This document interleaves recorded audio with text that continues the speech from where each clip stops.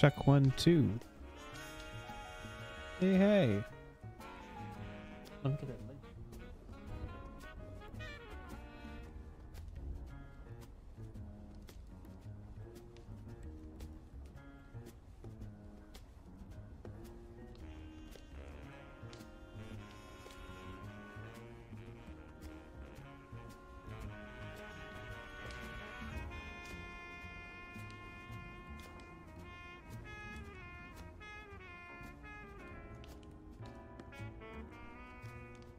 Alright, still setting up just a little bit here. Let me just make sure I can see the chat while I'm doing this.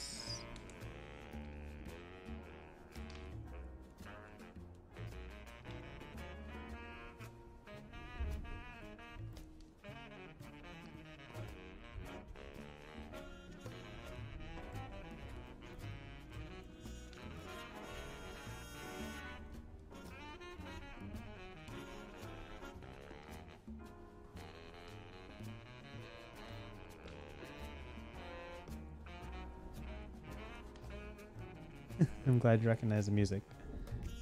Just give me 1 second. I'm trying to put this chat on my phone so I don't have to look away from it. Let's see if we can do this right.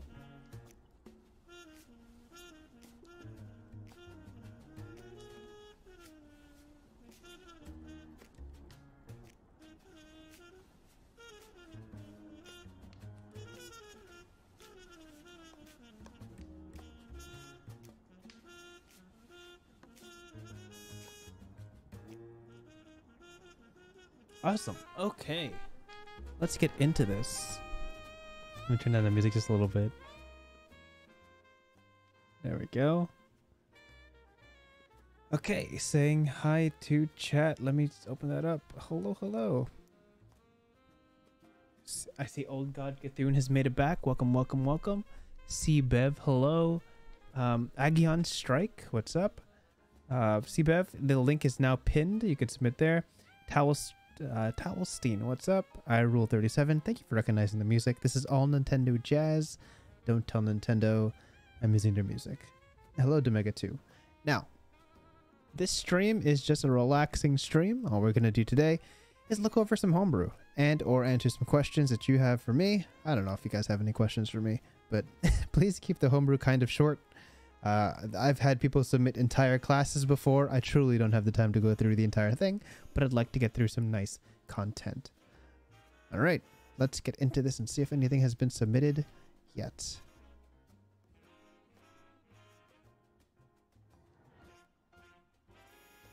Let's do that. Let's do that. Let's do that. How's Wiv? Wiv is chilling. He's enjoying his vacation. This has been a very, very busy month. So he's gonna be sleeping in the corner today. Let's see. I got D&D Beyond open. Yeah, he's relaxing.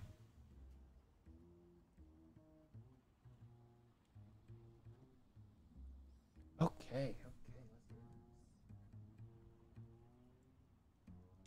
3 responses already. All right.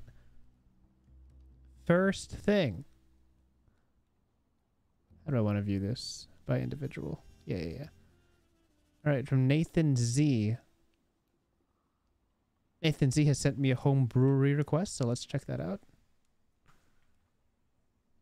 And I screen everything before putting it live, just so I don't get anything surprised. Cool. Let's do that. This is from Nathan Z. Let's take a look at the Artificer Warcrafter.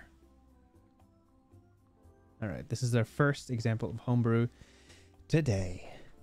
Warcrafter is an individual who's trying for perfection. Vehicles and airships are new. Why should our swords and shields be left behind? Cool. So the giant blades wielded with a single hand. Daggers that are miles away. Miles away? We're gonna have to check in on this. As the Warcrafter Dragon once said, some people question whether it's the soldier or the sword who kills. Neither. I made the sword. Those were my kills. I like that. So Warcrafter is somebody who centers around pride in their weaponry and inventions. Mobile Forge, Machine smiths, great. You can create a mobile forge. This is very Minecraft-esque, but I won't question it. Mobile forge takes shape in a tiny metallic cube. Spending an action to solve a puzzle, which you only know the solution to. That's a cool lock. 10 by 10 workstation, anvil, forge, bellow table, and a chair. Cool, I like this. Okay, so you have a mobile forge where you can make weapons whenever you want. Okay, next is weapon expertise. You gain proficiency with martial weapons. Kind of weird to use the expertise word here. That implies some sort of ability check, but there is none. But this makes sense to me. Otherwise, 3rd level spells. Zephyr Strike. Mental weapon, Glyph of Warding, Sunshade Fabricate. Okay, these are neat. Unseen Servant is an interesting choice. I don't know if they can use your mobile forge. But these are spells that you get at certain levels. Flame Bait and Cordon of Arrows are not amazing spells, so they're kind of good to have on these tables because nobody's going to take them normally. Zephyr Strike is pretty great. And the rest of these are all pretty flavorful. Not bad. I don't think any of these are like mechanically very powerful, but they're all very thematic, so we'll take it. Okay, so Mobile Forge. Did you say what the Mobile Forge does yet? No, not yet. Is that up here? Sure is. Glorious Weapon. You spend time modifying a non-magical weapon. You can have a certain amount of modified weapons per level. That's kind of cool. Oh, there's a lot of thought put into this. How many pages is this? 1, 2. Oh, perfect. You're so good at this. Okay. Interesting. So it's a big time commitment to modify a weapon. Interesting. So you could probably do it during a short rest. 5 is kind of a weird number. Only because if you're going to do this during a long rest... Oh, you can do this across multiple sessions? That's kind of neat. Okay, okay. Great. So I'm very curious what these modifications are. So you've been setting us up that you have proficiency in martial weapons. You have a mobile forge you can take anywhere, and it takes time to do these modifications.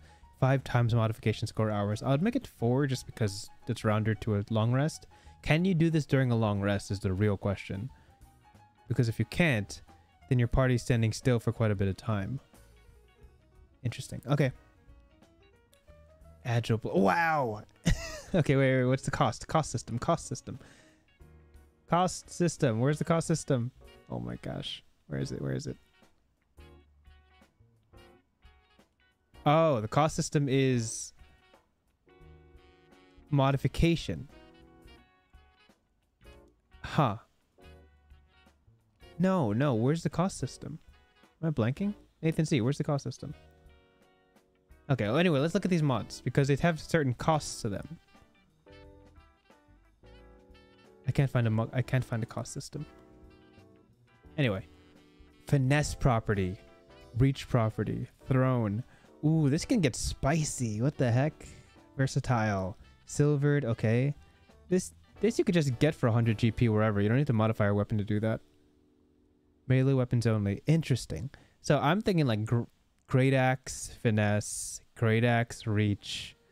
Great Axe Throne has been done by Wild Magic's Barb. It's not too bad. Great Axe Reach is actually wild. But okay. Quick Draw. Remove the loading property. These are spicy.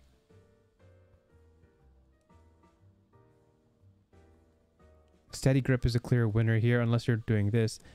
So what these do is they help you avoid taking certain feats. Obviously, the loading property is Crossbow Expert. Yes, Crossbow Expert. And this is wild. This is not done before. I don't think Reach is busted. I just think it's very strong. That's kind of neat. Your cost is your Artificer's Letter. Oh, okay, okay. So this is only available at level 6. And this is available at level 6. Okay, that's a cool way to gate your ability to do it. Interesting. Okay, I'm buying in. I'm buying in. Any weapon. Remove the heavy property. If there's an add the ooh, 2-weapon fighting says hello here. Wow, remove the 2-handed.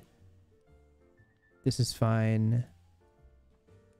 Well, now what if this is like 1d12 already? What happens if increased damage die? What if the damage die is 1d12? Does it become like 1d20? Does it become 2d8? Okay, okay, okay. Extra attack at 5th. 9th. Nice, appropriate for the level.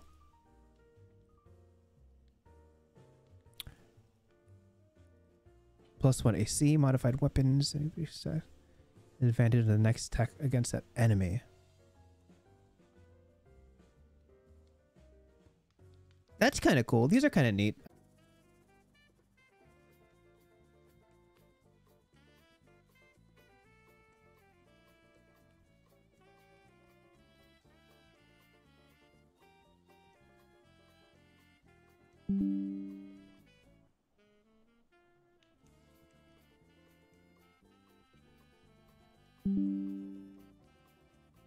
Check one. Hello. Can you hear me? Hello, hello, hello, hello, hello. Oh my gosh. Okay, I gotta catch up. Give me a second.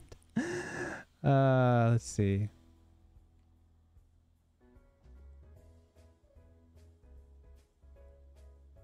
Okay.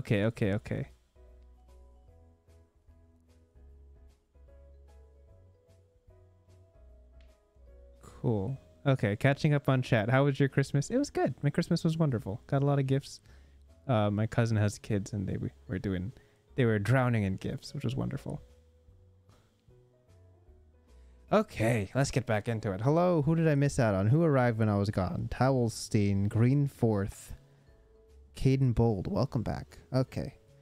Anyway, I gotta wrap this one up because a whole lot of submissions just came in. This weapons artificer. It looks fun. I don't know the mechanical price of removing the heavy property on items or making certain light ones light, or removing the two-handed property. I'm sure there are a couple gimmicks you can do with like feats and stuff like that. But honestly, at the end of the day, it's just increasing your damage by a little bit.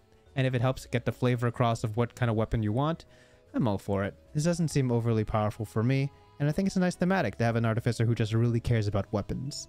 But that's all for that. Cool. All right, let's keep going. The homebrew does not have to be yours. It could just be something you like.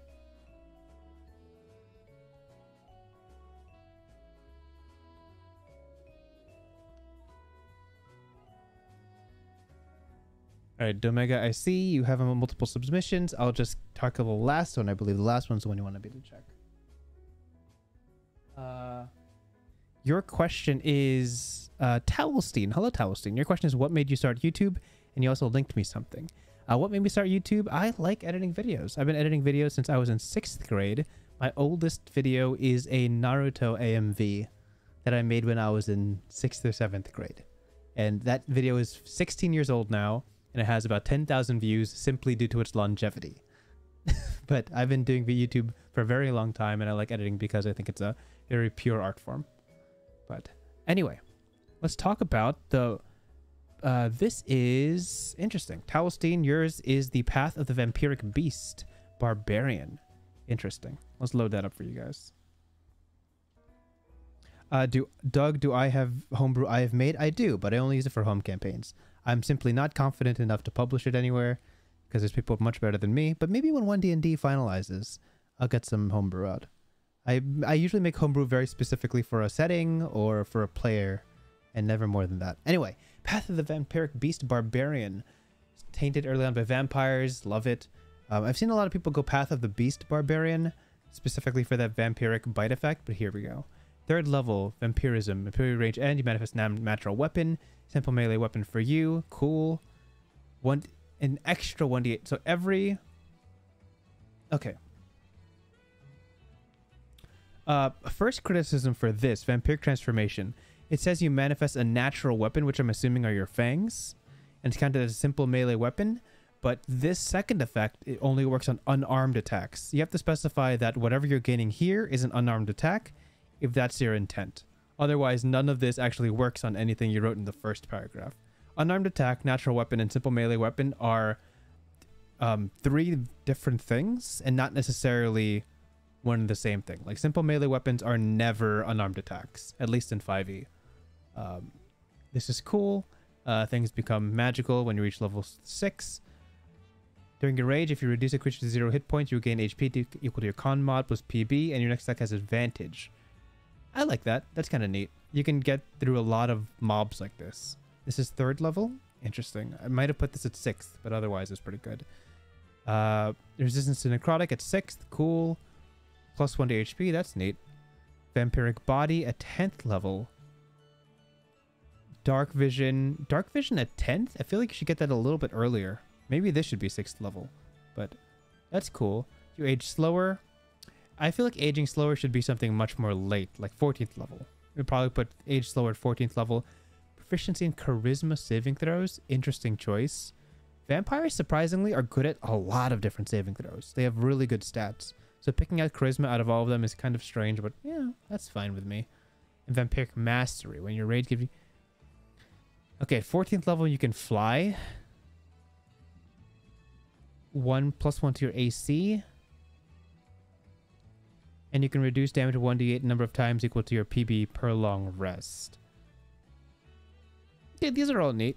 I think that while these are all cool passive benefits, I would really like something really dramatic and maybe bloody or like visually very entertaining at 14th level. This is kind of your capstone, and these you could have honestly given a 10th level. Some of them you could have transferred over to here or swapped around. I think the capstone of any subclass should be very exciting, something to look forward to. And barbarians are notoriously bad at capstones, but otherwise, it's a pretty straightforward class. I can see I don't see anything too busted here. I think the wording of the weapons here need to be corrected just a little bit, just to work with each other. It's a very unintuitive system of naming, but you know, that's how it is in 5e. But the rest of this is fine. I think this can work at any table without too much issue. I don't see anything immediately busted here. I would personally switch around the order of some of these when you gain them, but otherwise, your table, your rules. Next, Towelstein, thank you for the submission. New to Homebrew? Listen, this is a good start. Next submission. Old God Cthulhu sent a question. Welcome back, Old God. Hello, Winter. Just wondering if there are any big plans for the new year and if you are ever going to run a campaign. And if you are ever going to run a campaign, either Wizards of the Coast book or Homebrew. I am a perpetual DM. I have run 3 campaigns. Let me think. No, two full campaigns. Both of them almost done, and 1 West Marches. And each of them are an entirely different Homebrew setting. I'm real big on Homebrew settings. I like using Wizards of the Coast books for like reference and inspiration, but I've never run an actual module from Wizards of the Coast. But I do run a lot of games on my own. So, yeah, I do run a lot of games on my own, and I'm a perpetual DM. I've played over probably a few hundred games, played and run. Anyway, plans for the new year. I do. For this channel, I do. I have 3 big plans. Obviously, my podcast is still going on. If you haven't checked it out, Your Rivers Are Wrong is my podcast that I do with my friend from Holland, which is wonderful, and that'll be continuing weekly. I do have plans to start, which I've been meaning to for almost a year now, half a year now, oneD&D Academy, which is a video series that I plan to start about oneD&D material, really short bursts of information rather than long videos.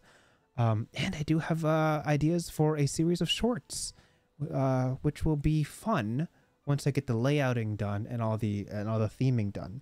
But I'm so excited for that whenever that kicks in. It's just a whole lot of editing time I gotta work on, but otherwise, boy, lots of big plans for the new year. Will I actually have time to initiate them and capitalize on them?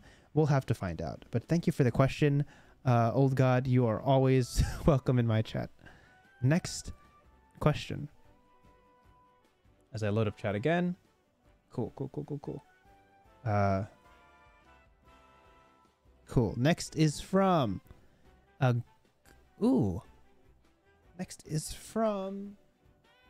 They didn't submit their name, but next is a gargoyle race. Let's chuck that in and see what happens. Oh, look at this editing. Oh my gosh, look at this. You got a custom background? Can you guys see this? I hope you guys can. I'll zoom in. Anyway, half gargoyle. How gargoyles have children, I will not know. I will not question. Let's see. Oh, we got a whole story here. The massive temple door swung. Oh, wait. We can do like music to this. Hold on. I'm gonna change the music up just for this read. Here, twinkling. I have a couple playlists here. Let's do this one. All right, let's talk about it. Let's do this. Half gargoyle. The massive temple door swung open with a thud. Sylgia sung a little tune when she had heard the priest singing at the service as she placed her thieves' tools into her backpack. The church was dark now and clear of people. Almost too easy, she thought. Her thoughts were interrupted by a clattering of stones descending from the ceiling. There she saw it. The stone beast with curling horns flying from perch to perch. The defender of this sacred place, lunging for her throat. By S. Tony Harold, Memoir of a Thief. Magical offspring of gargoyle and a humanoid. Half gargoyles are visually almost distinguishable from touch. They're quite heavy, look to be very ancient. Their resilience like stone. Half gargoyles stand against the strongest blows with unmatched fortitude. Similar to gargoyles, half gargoyles have leathery looking bat-like wings and earthen materials such as slate or sandstone. Love the intro. I like this. I like this whole like glowing title. I don't know how good this is gonna be, but I already like the presentation. It is wonderful. Let's keep going. Half gargoyle names. I like this. This is an old thing that newer races don't do anymore, giving names, but I dig it. Claw, Coldstone, Griff, Esteru, Hester, Jade, Ostra. Great. Cool. So half gargoyles. Good. This is new. Tasha stuff. I appreciate the Tasha stuff. Hundreds of years, medium or small, wonderful. AC plus dex. This is really good. Stone exterior. This is 13 plus dex is new for like, it's like Thri-Kreen level, Thri-Kreen level AC, which is good. Creature type, I've capitalized this obviously. Creature type is humanoid. Okay, sure. Living stone, you have advantage on saving throws against petrified. This also applies against the constrained condition caused by the same effects. And magic can't put you to sleep. Cool. Yeah. Just format the capitals here. Advantage against petrified, which totally makes sense. Advantage against restrained is very good. Oh, this is caused by the petrified. Interesting. And magic can't put you to sleep. Sure. This is not that strong. Honestly, petrified does not come up much in settings at all. So this probably comes into play if your DM knows that you're playing a half gargoyle and would be really good against that. So I would definitely chuck a basilisk against you just so you could show off. What else we got? Well, there's a couple things. Guardian's Watch. This is from... This looks like a Warforged. Yes. Has been the 5 feet a half cover. This is cool. It's like a protective long rest thing. I really dig this because this won't come into play very much, but it is very thematic in terms of like... I feel like you could play off this in roleplay really well. Dark Vision makes sense. Stone Glide. This is Hadozi, I'm pretty sure. Which is fine. Natural Weapons is also fine. Obviously, there you can just pull the wording from something else. Just grab it from Aerokakra or something. It'll look just like this. Powerful build, which is good. Common and Primordial. Right. Gargoyles are primordial in the 5e setting. Honestly, great. Let's see. You do have 1, 2, 3, 4, 5, 6, 7 features specific to you, but they're all thematic and none of them are particularly busted. So I don't actually mind that. This seems like a really fantastic representation of what playing a gargoyle would look like. And I don't think anything here is inherently very busted. So honestly, good stuff. I dig this. I like the presentation. I like the little intro. I like all of these mechanics. A lot of these are taken straight from other classes, so you can tell that they're relatively balanced. I dig that. Whoever submitted this, because you didn't put your name in this, honestly, I don't know. I couldn't tell you.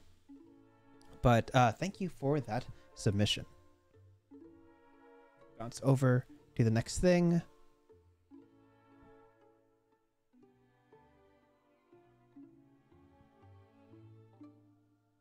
All right, my chat is not updating on my phone. So let me see if I could do this one more time. I'm trying to watch chat while I read these, but my phone is not being agreeable at the moment.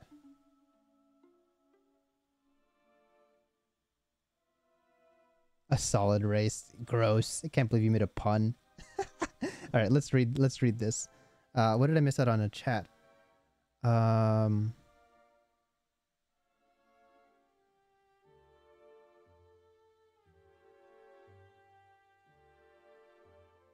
Is there a way to check the lineup? I'm sorry. There is not currently. Cool. Okay, great. Next person. Whoever submitted that, thank you for that. That was a very nice read. Next is Towelstein. What is the favorite character you have played? I have, in my very first full campaign, which lasted 2 years, and I have I've made very good friends across the world from it because we play online. I have this wonderful changeling bard. 19 levels of sword bard, 1 level of hexblade warlock. They were the daughter of a demon, and worked out a whole lot of personal issues along the way. It was a fantastic campaign, and I had a whole lot of fun, and bards are simply the best. So that's my favorite character. Their name is Mello. Shoutouts to Mello. Okay. The Omega 2, I see your second submission. I'm waiting for the third submission that you sent me, because you said you have 3.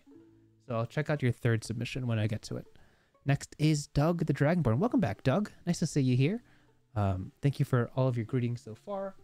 You have a submission. Wonderful. I know you do this stuff professionally. I know you make you actually sell stuff on DM's Guild. So I trust your homebrew. I'm just gonna load it up real quick and let's see. Oh, you changed the name so it have my name in it. That's wonderful. Okay, let me change back to the friendly jazz. Let's jump back into this. There you go. And then we'll load up. This is from Doug the Dragonborn. Let's find out what this is all about. All right. Therian Thrall. Whether by curse or by choice, living with an untamed spirit can be a constant battle, but it doesn't have to be. Thralls embrace the spirit as an equal half rather than reject them.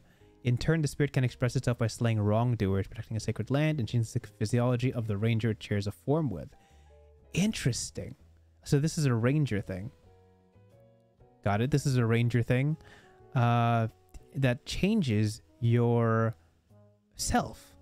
Your ties to the spirits of the Beastlands. Listen, Doug, I wish there was more content about the Beastlands. I feel like that's a plane that just nobody talks about. It's been mentioned in 1 paragraph in all of D&D 5e, which is the same paragraph that it used, the same section of the DMG that introduced every other plane. So I do love Beastlands content. Climb speed. Creature type is beast. Be careful with creature type beast, because this means you're a target for beast sense. Speak with animals. Polymorph. If you're counted as a beast, things can turn into you, which is, questionable. But, this is... Wizards of the Coast has purposely avoided creature type beast for a very long time, because there's a lot of caveats attached to beasts. And you have an advantage on wisdom. Perfect. This is fine. Yeah, here's the effects. Do you have more on this? Oh my gosh, yes you do. This is so thorough. Okay, I don't have time to read all of this, but wow, this is all beast stuff. If you want to link this in chat, I don't know if YouTube will allow you to send stuff in chat, Doug, but you're gonna certainly have other people check this out. Start of each of your turns, you get a number of temp HP equal to your proficiency bonus. That's cool. Is this forever? Is there a limit on this? Or is this all the time, all day, every second, I think there should be probably a set. Oh, when you lose. Cool. When you lose these temp HP, you can cast one of your spells without using spell slot once per long rest. Yes, I think for this, you should probably limit how many times this thing happen per day, because this is truly forever. But I do think it's a cool concept to have temp HP represent how strong you've become, because you're now more bestial. And okay, cool. Almost every cantrip makes sense. This is a cool cantrip that nobody ever uses. And you get an additional spell at these levels. Shield of Faith. Interesting choice for a... I feel like this is a ranger, right? So what spells don't they have? A beastie spell. I don't know if this is very beastie, but it's certainly good. This is kind of like, you know, you're more beastie, therefore you have more AC. I see it. Alter self is cool. Fly is cool. Dominate beast. Are you dominating beasts, though? Or are you actually a beast? I feel like there's spells that reinforce you around 4th level, but I don't know. I can't think of it off the top of my head. Maybe like Guardian of Nature. Is that a spell you can get? Gosh, I can't think right now. And Hold Monster. Okay, so these help you against beasts. I can see it. I can see it. Yes. Cool, cool. Reflavoring Shield of Faith to be more bestial makes sense. Flies, cool, cool, cool, cool. Ranger with fly is honestly very nice. Yeah. 7th level. You can choose 2 ability scores and swap. Whoa! When you gain temporary hit points using your bestial vigor, you can choose 2 ability scores and swap their values. Interesting. You can use this feature a number of times equal to your proficiency bonus. That's funky. I don't even know what to make of this. This feels like multi-classing shenanigans, but I can't think of anything right now. But this is certainly something that's never been in D&D before, or 5e before, and it's fun. So if you swap your con, you can get more HP. If you swap your dex or your strength, put into another stat, swap it to wisdom, and then maybe like pump up your spell casting. Interesting. Interesting. Very funky. Let's see. When you use yourself to size small or large, it gain 0 hit points. You immediately move up to half your movement speed and use. Nice. Cool. This is neat. If you drop something, you can immediately move and it doesn't cost any action economy. I dig that. You can cast one of your spells. Yeah, that's cool. I dig that. Cover of Night. You're lightly obscured and you gain a +2 your AC, whether in dim light or darkness. Cool. Good stuff at 15th. Anything else at 15th? Oh. Ah, you're the best. Look at that. Look at this. Look at this plug right at the bottom. Thank you so much. Appreciate that. Cool. Anything else here? Oh, that's it? Wow. Okay, I guess my biggest critique is this should probably have some sort of limit. And this is good, but for 15th level, I kind of want something more dramatic. This is good in general. But like none of this really encourages fighting up close, because I imagine like all of this stuff is just good stuff to have on like a ranger, like a ranged character, because fly keeps you at range, right? So like what do you really need AC for? But yeah, I think something more dramatic at 15th would be really cool. I like this, but for this I'd probably just run, right? I'd use this to run. I don't know if the intent was to stay at range with this or whether it was to close in with like melee stuff, but otherwise I dig a lot of this. I don't know if this is like thematic to bestial, if there's not. I'm trying to figure out what you want to do with this, but you know, otherwise kind of neat. Beast lands are good aligned, right? Yes, it's one of the upper planes. Cool. Okay. Thank you for that. This is very thorough, and I think you can see there's a lot of thought put into this.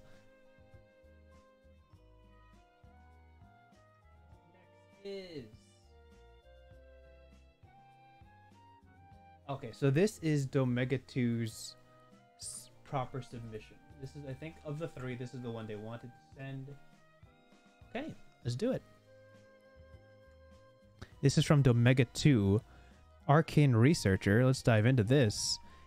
As a devout to the arcane, your life is dedicated to deciphering magic and its secrets, creating your own spells and understanding the world around you. They spend their whole life searching for new knowledge. So you see as harmless scholars or terrible monsters. Interesting.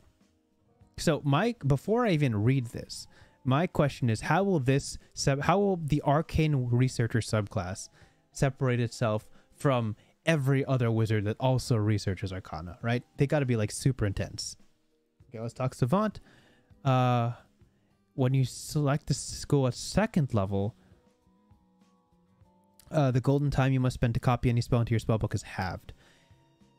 So this is just any school.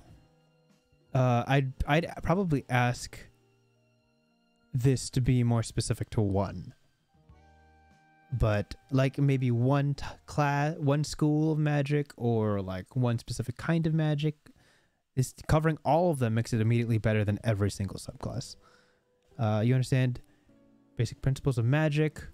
All your spells get a +1 to its attack roll or DC. This is very strong for level 6, level 2.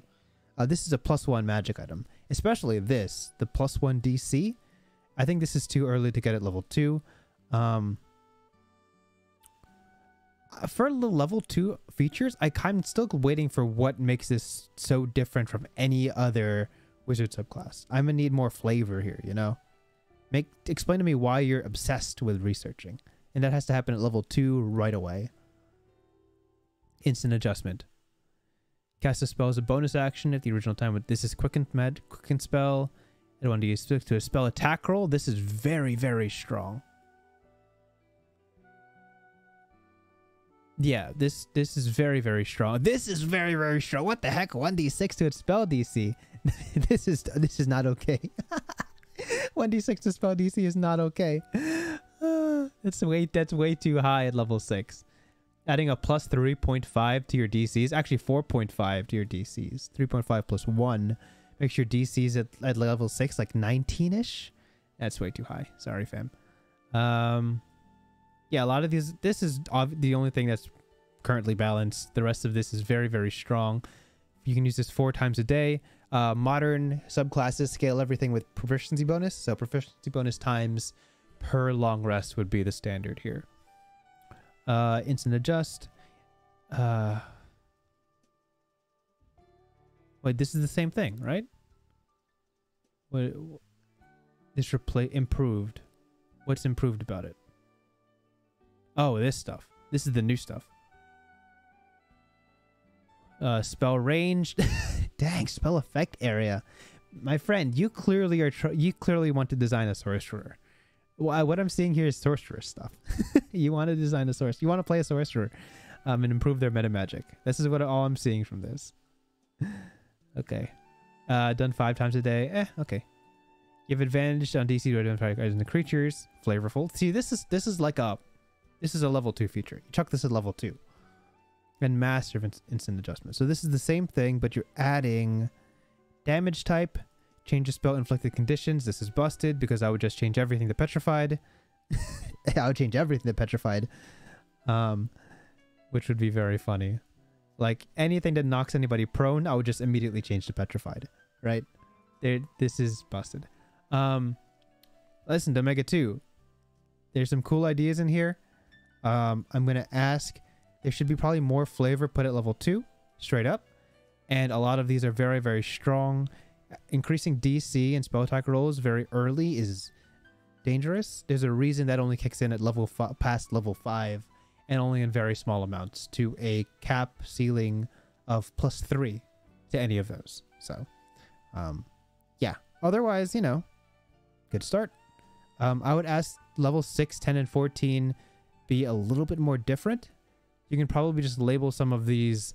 You can only take this at level 14, or you can only take this at level 10, and then just put more unique ideas at level 10, level 14. But yeah, thank you for your submission. Next thing. This is from Greenforth. All right, a D&D Beyond link.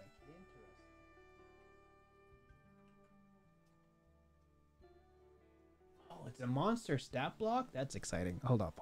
Let's open that up. First monster stat block of the day. All right. Bone Turner. Cool. I'm already psyched. Okay. Is there like a flavor to this? Cool. Tainted by foul necromantic experience, what was once a normal person has this twisted into something truly terrifying. Elongated limbs just jut out at odd angles, and skin on his fingertips is drawn tight to sharp joints as if the bones of his fingers are straining against the floor. Ugh, that's gross. Oh my gosh. Skin on fingertips has been tight to sharp points. Oh my gosh, that's spooky. And now I need spooky music to read this. Hold up, let me pull up some spooky music.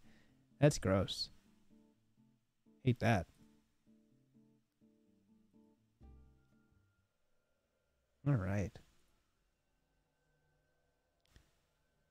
It has lost all but a passing resemblance of its former self and now seeks out better, more and better bones. I need better bones. I need better bones. Could you imagine having like a ranking system of your bones? You have like 10 bones, but this is the best one. Twist into new and exciting shapes and add to its malformed body.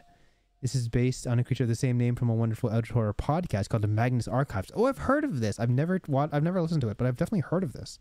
Created by the Rusty Quill. Sick. Sick. Let's read this. Nasty boy. Thank you, Greenforth. Okay, let me check the CR. CR6, cool. So this is like Wyvern strength. 15, 93, 30 feet. Cool. 1 movement speed. Okay. No climb speed for this creature? Kind of immune to these. Necrotic poison makes sense. Not magical. Immune to non-magical attacks. So a werewolf category. I see. Immune to these. Appropriate. Senses. Only creatures with bones. All right. So my plasmoid is safe. So the blind sight only works on creatures with bones. That is very funny. I love that. But it still has normal vision and dark vision. Okay, cool. You can still see normally. This is nasty. I love that so far. Common and deep speech. Okay. Hates fire. Yeti. I see you. Immutable form. Cool. Magic resistance. Cool. Magic weapons. Cool. All appropriate things. CR6. Magic resistance. Makes sense. Bone turning. The Bone Turner may, as an action on his turn, reach into the body of an incapacitated creature and pluck out its bones. Incapacitated. They're not even dead yet. Oh my gosh, that's disgusting. Could you imagine getting like stunning striked and then this thing just takes your thigh bone? Incapacitated is pretty easy to come by and pluck out his bone, add it to its form. If the creature has bones and is alive, oh my gosh. If the creature has bones and is alive, it suffers 15. If someone stole my thigh bone, I'd take way more than 15 necrotic damage. Whether the creature's alive or dead, the Bone Turner heals for half the amount of... How do they get their bones back? Guys, how do they get their bones back?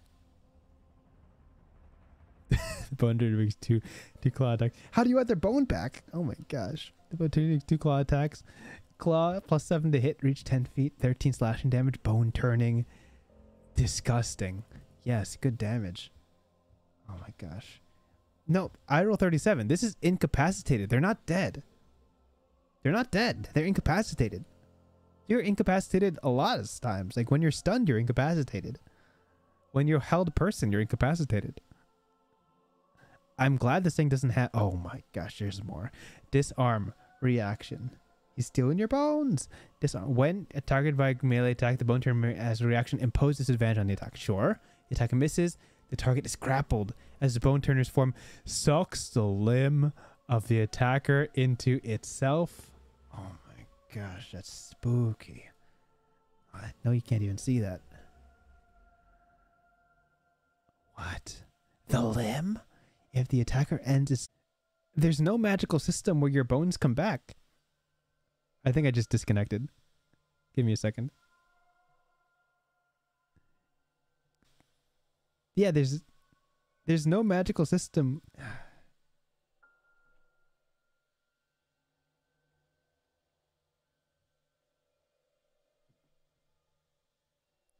Yeah, okay, so Bone Turner, sick, disgusting, spooky, I love it. But like this thing, there's no recovery, right? For a CR6, if it steals your arm, you don't get the arm back ever. You've lost your limb permanently. It's gone. You basically retire. There's basically a retire button on this monster. Like retire the character if you don't have an arm.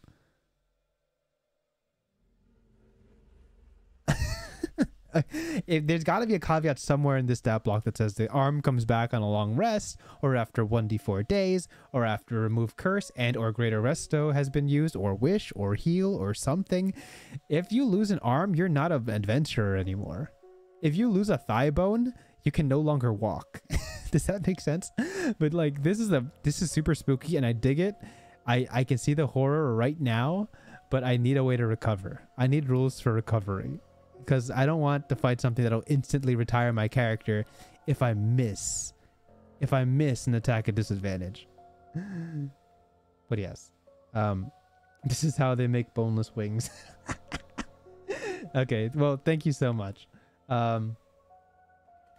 Yeah. Thank you, Greenforth. I would not want to fight this on any day. I appreciate your submission. It's very funny to me. All right, let's get back to let's get back to holiday cheer. Well, I changed the music back. Wow, that was a good read. I enjoyed that.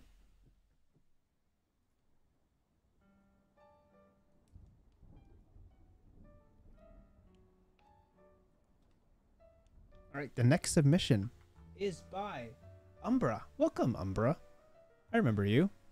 I trust you so much, I'm not even going to screen what you sent me. I'm just going to type it in the chat. The Hellion. It says it's based on Dragon Age's Reaver specialization for warriors.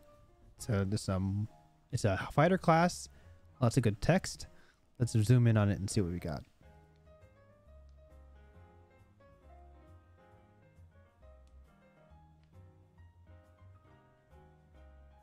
Okay. Cutting down foes. They sacrifice their own vitality to sate their bloodlust. The music's a little bit cheery to read this, but that's okay. Okay, blood magic. I dig blood magic. I love seeing it in play. I've seen a lot of Blood Knight homebrew before. Ancient ritual that requires drinking the blood of a magical being. Interesting. So it kind of has those, hey, I've made this decision at level 3. Let's find out what happens. Level 3 features.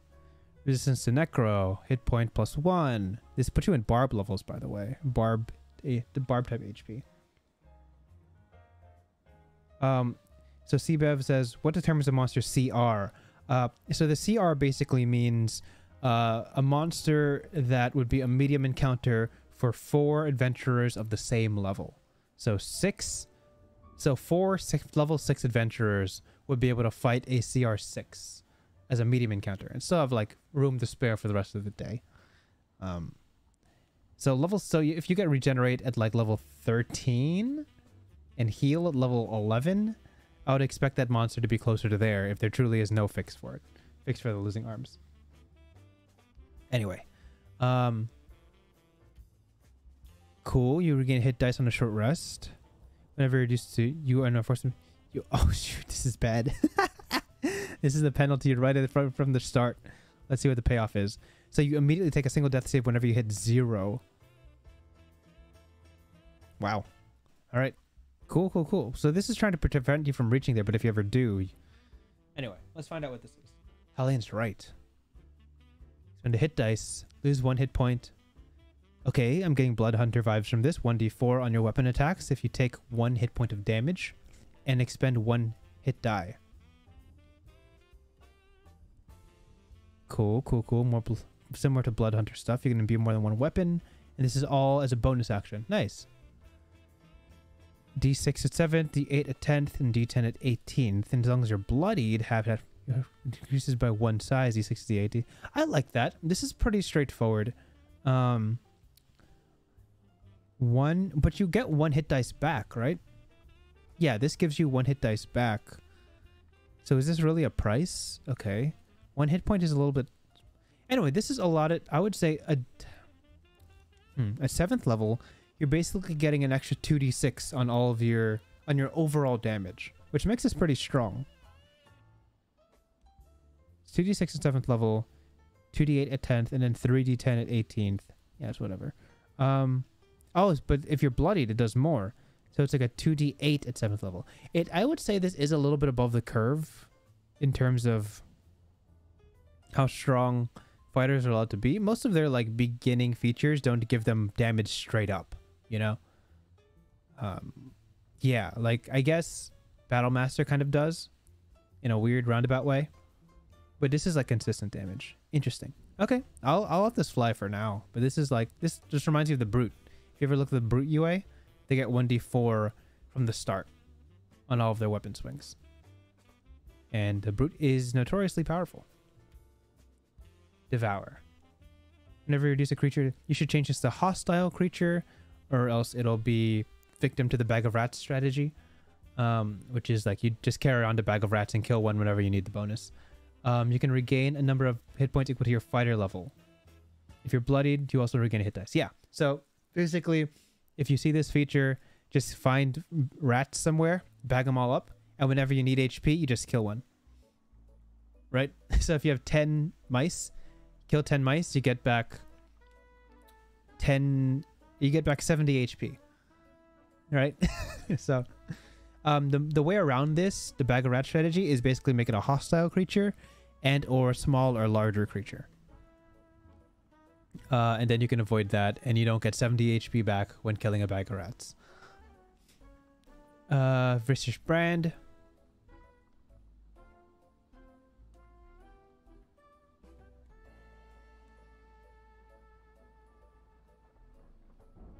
Yes. But wait, how long does this last? Yeah, so No Justice Network. The thing about this is that there's no time limit. Oh, only for the next minute? Oh, okay. If only for the next minute, that's kind of fine. I thought this was just like forever. Okay, that's not terrible. Yep, I dig that. Yeah. This doesn't last forever, so it's not too bad. Cool. And then here, let's see here. Whenever you hit, you can spend a hit dice, marking them for death. Wait for 1 minute. Can't regain hit points. Interesting.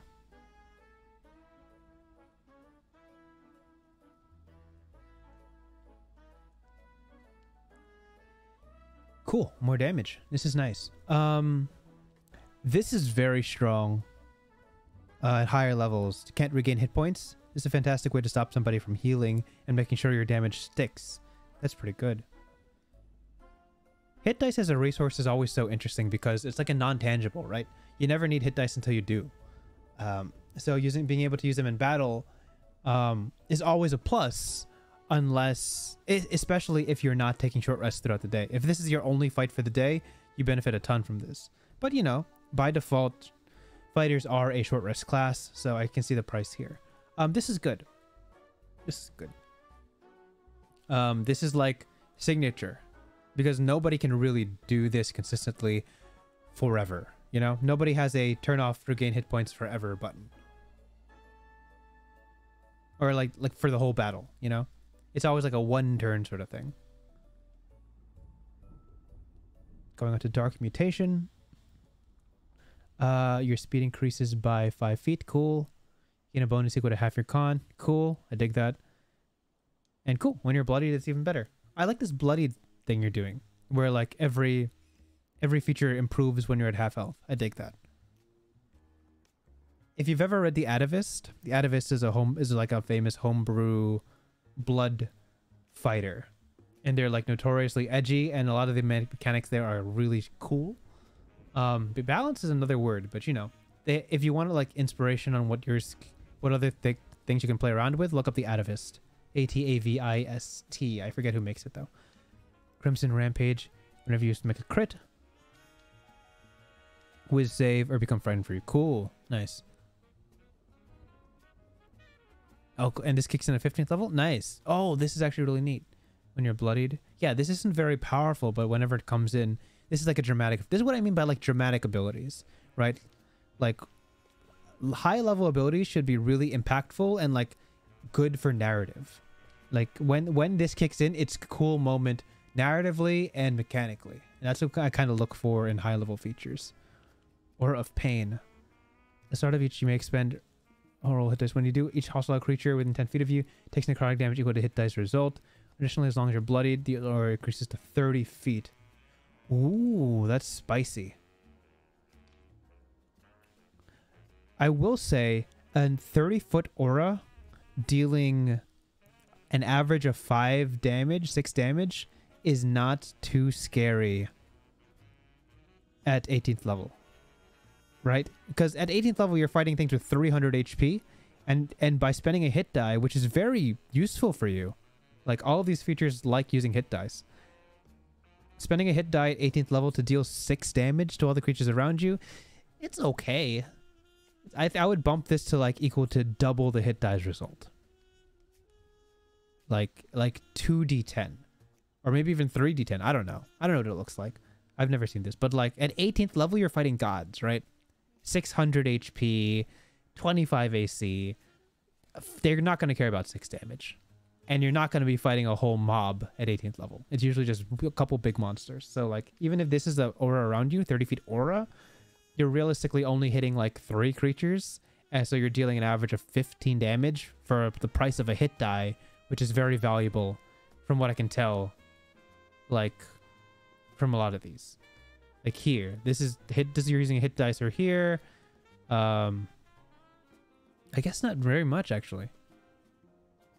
Yeah, I guess not. I guess you don't use hit dice too much, but so I guess that's neat. But like, I don't know. I don't know. I feel like at 8th level you should deal more damage. I like the thematic. Overall, I like the thematics. I would give this a roll at the table. I think I would write it a little bit differently, but I don't have any specific notes, obviously, because like this is clearly what you dig.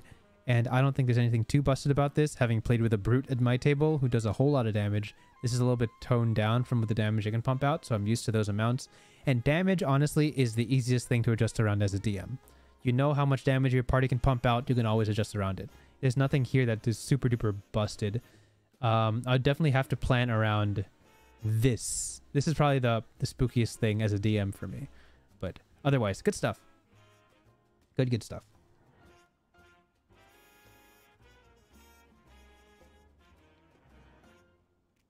I roll 37, doing 3d10 damage to yourself could go very bad. Price to pay for damage, man. Price to pay for damage. Anyway. Let me get some water. I have been talking for about an hour straight.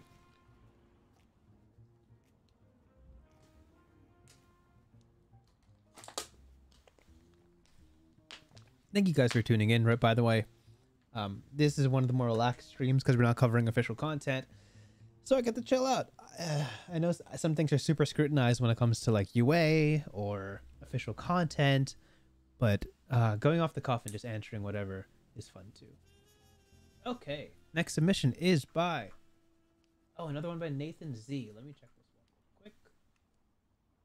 It's a spell. I dig spells. Let's do that.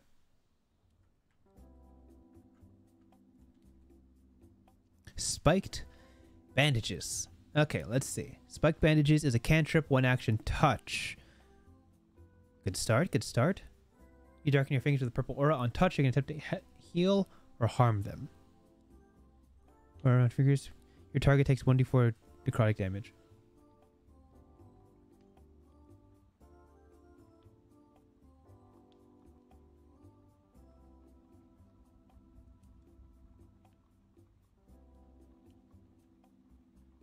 Huh.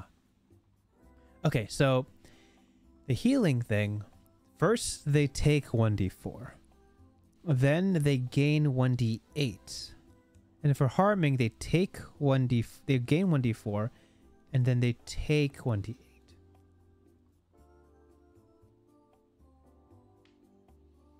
So it's always heal and harm.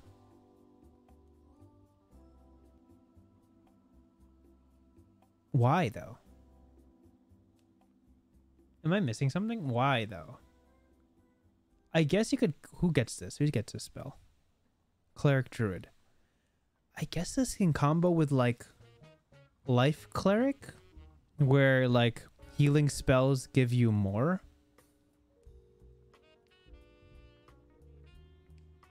Okay, let's finish this. After the chosen effect... The target creature may make a con save, takes half as much damage and healing is successful. If the spell dealt an ally damage when attempting to heal, or healed an enemy when attempting to harm, you're filled with guilt and cannot use the spell again until you've taken a long rest.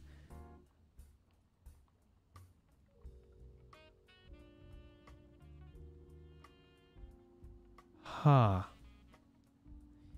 So, I'm guessing, like, the net damage here. If the spell dealt the ally net damage...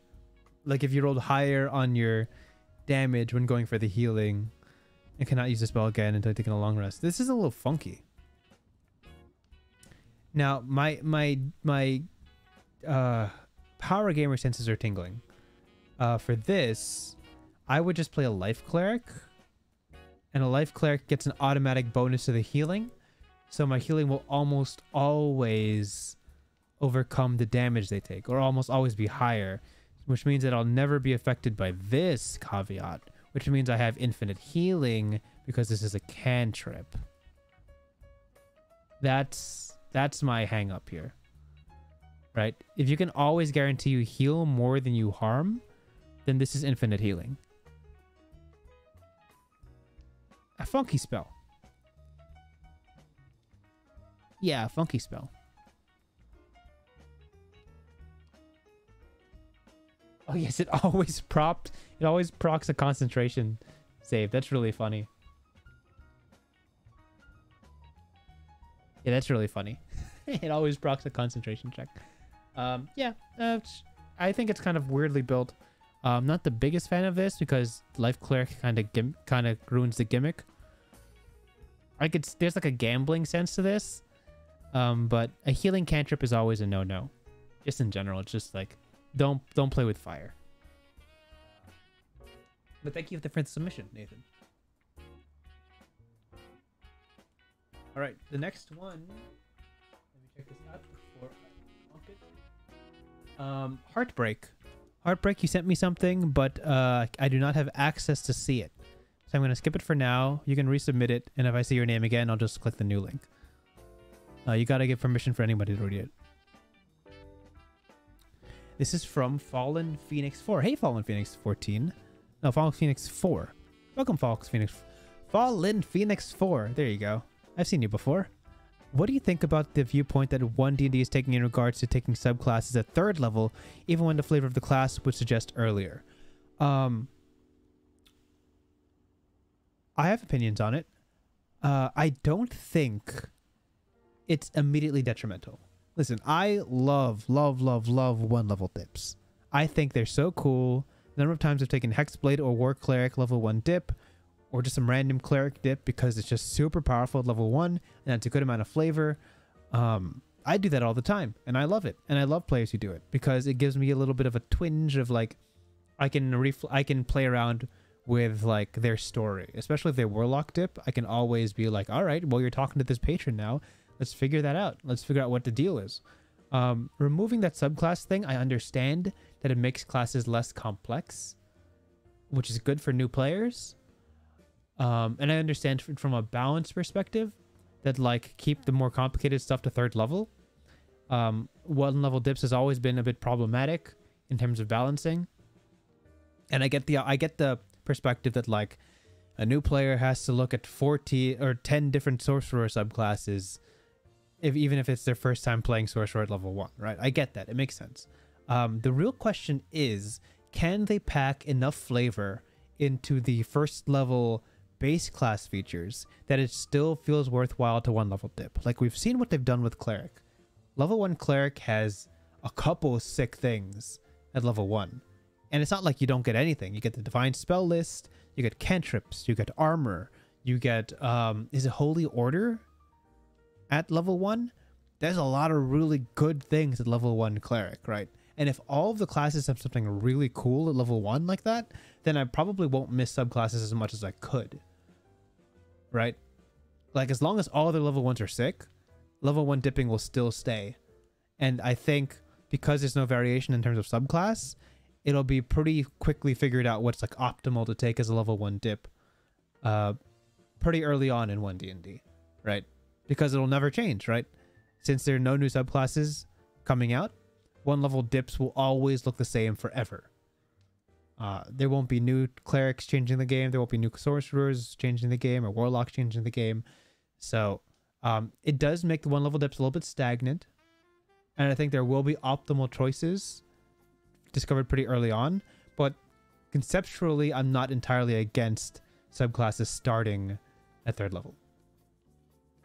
I think that you can reason out that oaths exist at 3rd level, that domains, you meet your god at 3rd level, so to speak, for clerics, and warlocks like finally talk to their patron at 3rd level. I can see that.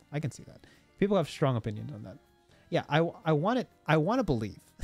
I want to believe that WotC will pull it off and make it work well, but we'll see. After 12 classes are out, we'll see. Static Read, Winter, you always like hearing your opinions. Love seeing people in the community promote positivity and thoughtful critique in the same breath. Listen, it's hard to be optimistic sometimes, right? I think in the last month I've heard so much negativity about what's going to happen with the OGL and profiteering and exploitation through monetization, and I get it. Like, it's very scary, especially for people who make content, especially for people who make third-party publishing stuff. This stuff is very spooky, and Wizards of the Coast is not beyond predatory monetization. I totally get it, and I know people who don't like oneD&D, but me, who's played for so long, I can see in the playtest documents that there are people on the design team who really, really want this to work out, who really are passionate about hearing the feedback and making sure that what are healthy changes are going through in oneD&D. You know, so that fills me with hope. And it's so exhausting to talk about all the negative stuff. I get that it's out there. I don't like dwelling on it. And I don't want to silence the people who do point it out because they're doing good work. And Wizards of the Coast is prompted to respond to them, which is good, which is healthy. You know, we need that back and forth right now while oneD&D is still in development. So I don't want to discourage them, but like there's a lot of rumors going around, and it's exhausting when it's not founded correctly. But you know, that's neither here nor there. So I appreciate that, Reed. Let's see. I roll 37. Yes, they're probably considering a subclass when they pick the base class. Yeah, I get it. Listen, after you've played for like 2 months, you already know what subclass you want. You only need like a month experience of D&D to really start looking at the subclasses, and I'm thinking about that. Really thinking about it. But yes. Thank you for the question, Fallen Phoenix, about subclasses of third.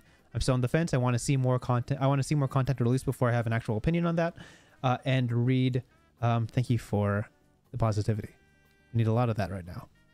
Question number, next thing. Happy holidays and New Year. Who's this from? Error Screen. Hello, Error Screen. I don't think I've seen your name before. Your thing is 2 pages. Wonderful. Let's check this out. Oath of Hospitality by Error Screen. I like the fonts. I dinged the fonts already. Paladins to take the Oath of Hospitality. Ooh, love the theming. Just protective font. Paladins is wonderful. Love, love, love this energy. Working in inns and hotels. Peace and love of the realms. Protecting against off-plane. This is something from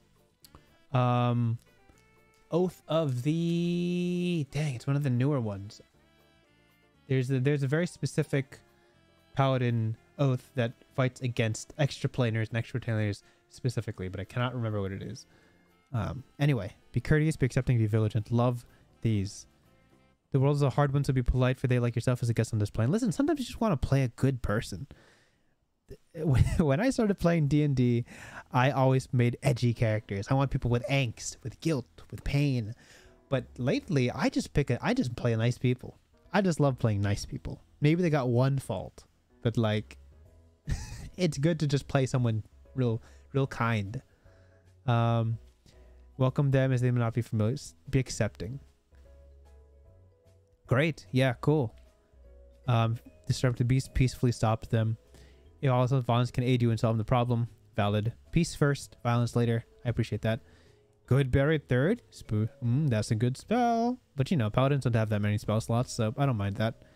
Healing spell. Revivify at 9th. Neat. Technically a healing spell. Death Report is a great spell.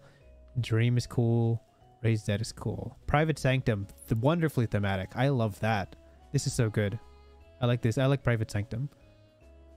These are all very good spells for a Hospitality Oath. I very much like that. Maybe like Create Food and Water would actually be a really good spell. But I don't know what level that comes in because that feels like somebody who would run a hotel. They would have Create Food and Water. But good stuff. Okay. When you hit a creature with your Divine Smite feature, you can expend a force the card to make a Wisdom save against your spell save.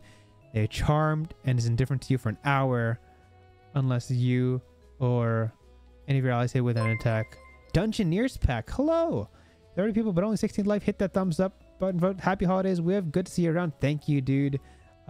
Listen, Dungeoneers pack. I've been hearing a whole lot about your luchador class, and I don't know if you know, but I love grappling in 5e. So I haven't gotten the chance to play it yet or look at it yet, but it is something I am very much looking forward to. If you haven't checked out Dungeoneers pack, they came out with the luchador class on DM's Guild. Please check that out. He's been working on it for months. So good stuff. How long will you say this stream will be? Probably for another hour. Towelstein, just about. Yeah, just about. Maybe a little less than. I think I'm running a game at 8:30 EST, so a little less than an hour. Spread the love. You've used your holy power to help the weak. Spend a use. So on a field, they're charmed by you and are different to you for an hour. Interesting. My question is, what does this do in combat, right? They're indifferent to you very specifically, but do they keep fighting your allies? And also, like, you can't use this out of combat because you're never gonna smite somebody. You're never gonna smite somebody out of combat, you know. It's a hard sell that you gotta hit somebody to calm them down. Use your holy power to help the weak. You tend to use a 10 of to make a healing spell. Cast effect. An extra amount of creatures equal to your proficiency bonus. Has to be either paladin spell or oath spell. Okay. So you can triple or quadruple the number of people a healing spell affects. So quadruple healing word, quadruple healing spirit. Does it work with healing spirit? Yes. I would say spread the love. You have to indicate a range. Like, how far does this creature have to be? Because it could be like a continent away, and technically this still works, right? You have to tell me a range on this. Yeah, and that's about it. Everything, you don't really have any other healing spells. So, good berry, yeah. If you give someone a good berry and they eat it, do like 3 other people a world away actually get to heal? Your spell list is not big enough that it's spooky, so I think this is properly constrained. And 7th level, you and allies within 10 feet of you gain a bonus on any ability check they make equal to your charisma modifier. Any ability check? Any ability? So the thematic of this is aura of warmth, right? So what if they do an intimidation check or a deception check? Like, those aren't very warm, you know? I would limit this to like persuasion or anything that isn't inherently antagonistic. Like, I don't know why Aura of the Hearth would help out with like a stealth check, you know? Escort the Rowdy.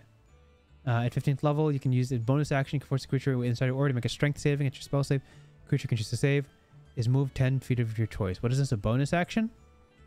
At 15th level, a bonus action strength save move. I think this could be more powerful. Moving somebody 10 feet is not honestly that impactful at the 15th level. I'm going to be honest. Unless you bump them upwards, right? You strength save somebody, send them straight up 10 feet up. They immediately fall. You're knocked prone. I guess I could see that. But like, this has no limits, right? So you could just do this forever. Okay, I mean, if you could do it forever, it's actually not that bad. There's no limits on this. An embodiment of this is, I'm assuming, level 20. You can cast a spell heal. So this, at 20th level, you can cast a spell heal without expending a spell slot of material opponents once per long rest. This is not a paladin spell, so it does not work with this. So you can't quadruple or quintuple heal because it doesn't work, because it's not a paladin spell or an oath spell, which is good, I guess. Charm creatures get disadvantage on their strength under save when escorted. Okay, so this is like a combo. You gotta charm them with your 3rd level feature, then you gotta push them with your 15th level feature, and they have disadvantage. Creatures you hit with your calming blow are friendly towards you and your allies instead of a different second they could take on their turn. Is this like the command spell? Suggest is a loaded word and doesn't really have any meaning in 5th edition, so you gotta be more specific what this means. Overall, I like the energy. I love the thematic. I love this paragraph. I think this is a fantastic setup for just a cozy paladin. I think a couple of these can be reworded to be more specific. Calming blow is really funny because you'd never use this out of combat. And I don't know how this would work with deception or intimidation. Intimidation especially. Why Ore of the Hearth works for intimidation doesn't make sense to me. I feel like Escort the Rowdy can be a little stronger. Because if you're not knocking them upwards, then like, is it very useful? I don't know. Maybe let the range increase at 20th. And then whenever you're able to get this at 20th level, you're already fighting gods. So this is fine. Cool. Thank you for your submission. Next, we are going to... All right. Charo Gaming 99 made this Monster Fighter subclass for the campaign I'm DMing for. I know there's a Ranger subclass of the same theme, but the player both wanted to play a fighter and he wanted something more flavorful, so I tried my best. Do you think this is too strong? Well, Charo Gaming 99, we're about to find out. All right. Ooh, 1 page? Okay, I'm down. Avoid those who want Monster Strike first and fast, avoiding all incoming attacks, search of opens from the horrors they fight against, not afraid to challenge the knight head on. I appreciate that. Good flavor text. Hunter Strike, very similar to Hunter's Mark. Let's see. You can focus your might on an attack, increasing the harm you inflict once per turn. When you hit a creature with a weapon attack, you can deal 1d4 damage from the weapon. If the target is already missing any hit points before the attack, it takes an extra 1d6. This is fine. A bonus to damage is basically standard on every single ranger. They have some sort of caveat in terms of giving themselves extra 1d6 on damage. This is perfectly fine. At 3rd level, will flavor ability. Cool. You can cast Detect Evil and Good as a ritual. Nice. You can cast Protection from Evil. This is a good spell. You can cast Protection from Evil and Good a number of times equal to half your proficiency bonus. Rounded down. Okay, and granted use it when you finish long rest. Intelligence is your spellcasting, but I don't know why it's intelligence. There'd probably be wisdom for this. Rangers are focusing on Dex, Wiz, and Con. They probably don't have points to spare in intelligence. I'll probably put this at a wisdom just to give them, you know, a fighting chance. Furthermore, you gain proficiency in one of the following skills of your choice: Arcana, History, His Knight. These are fine. Good. +1 proficiency. Okay, so that's all you get at a 3rd level. They can get more. This is not too strong for 3rd level.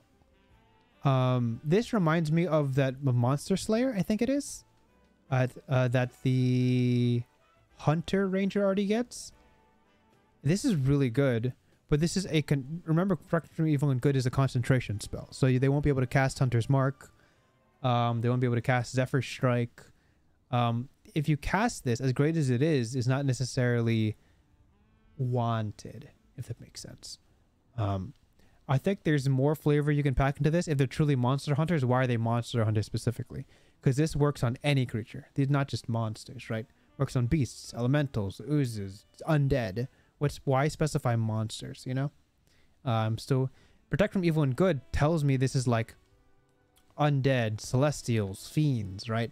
Where's the monster flavor? That's what I'm looking for. Enemy of the Night.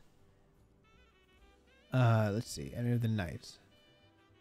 Oh, this is a fighter subclass, right? They don't even have range. They're not even a ranger. Wait, I gotta rephrase. Yes, so it doesn't matter if they're concentrating. Perfect point, Charo Gaming. Extra 1d6 once per turn. This is perfectly fine. Okay, yeah. If this is a fighter, yeah, these are fine. No stress. None of these stress me out at all. Yeah. None of these stress me out at all. This is good. Enemy of the Night. If a creature misses you when attacking, you can advance on your next attack against that creature until the end of your next turn. Additionally, you can replace your attack instead cast protection from evil provided you have any uses left. Interesting. So now, Enemy of the Night, this plays into Protection from Evil and Good, if I'm not mistaken, right? Let me look up Protection from Evil and Good. I actually want to know what this spell does because it's really important.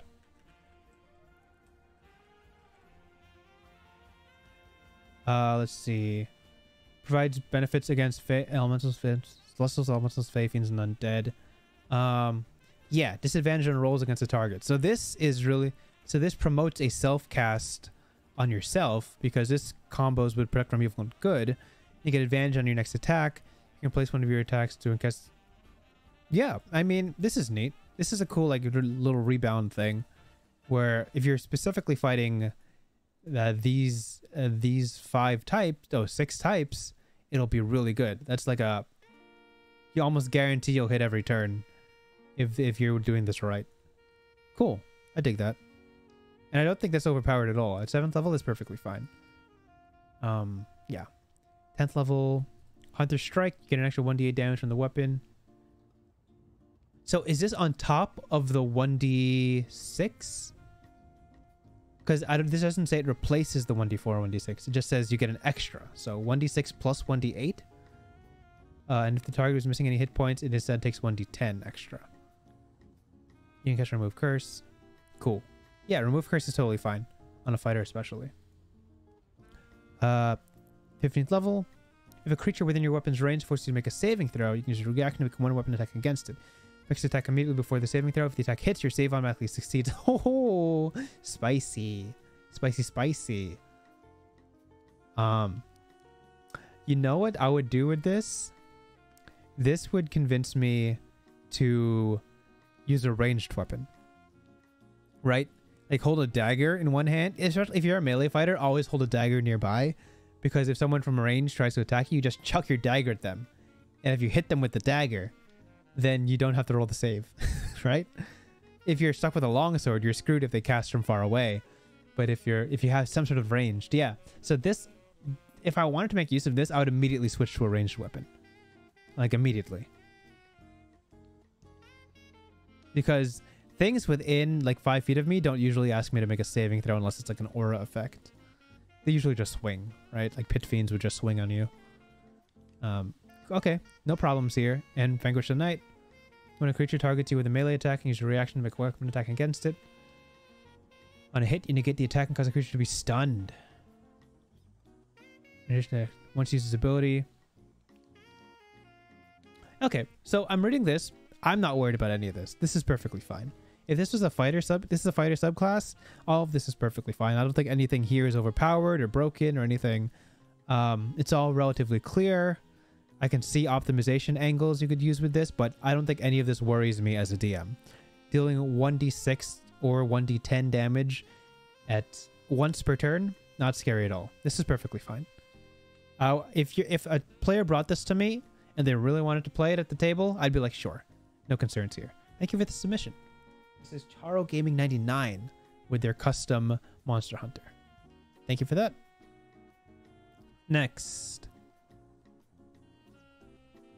All right. It's from Strike. Aguion Strike. Let's look into this. See what it is. Ooh, a monk. We haven't done a monk on the VOD yet. So this is from, again, Aguion Strike.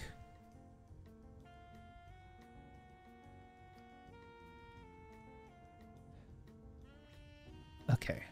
Way of the Mantis Warrior. Okay.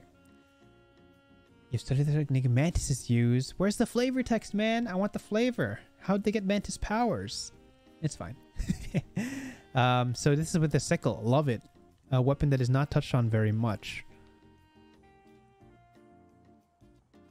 You can use sickles instead of unarmed strikes. Perfect. +1. I would let this kick in level 6. +1s don't really kick in until level 6. Yeah. Climb speed. This is cool. You will also gain these benefits. You possess some natural weapon. Okay, cool. I like how you're factoring in natural weapons. As of Tasha's Cauldron of Everything. No, as of Monsters of the Multiverse, natural weapons are no longer in the text of any races anymore. So Tabaxi, Minotaur, none of those have natural weapon written in them anymore. They're all unarmed strikes. So what you're telling me here is that your unarmed strikes get the benefits of a +1 to attack and damage and climbing speed. This is kind of weird. Like, I don't... Why use the sickles if this just buffs your unarmed strikes, right? But I could see it, but like... okay, cool. Are sickles a... Can someone tell me in chat, are sickles a monk weapon already? Can't recall. Anyway. Yeah, climbs. I think this is a little early, but otherwise, I think that's fine. But I want sick tricks. Give me sickles with sick tricks. Level 6, your experience with this fighter style has allowed you to create special techniques. All right, sick tricks. To bring your combat capabilities to the next level, you can use the following techniques to use a sickle or equivalent to enchant. Counter slash. When an opponent within reach attacks you and misses, you can spend your reaction to opportunity attack. Cool. Key point for advantage. Cool. Cost of 1 key point, you can spend your action to fire off a powerful cutting wave of wind in a 30-foot line. This is cool. I like that. 6th level? Cool. 1 key point. Two times your monk die for an AoE. I dig this. I like this. This is really cool. An AoE cut. It's a line. Quick slash. We'll take the dax action. You may spend your reaction to attack them as you move.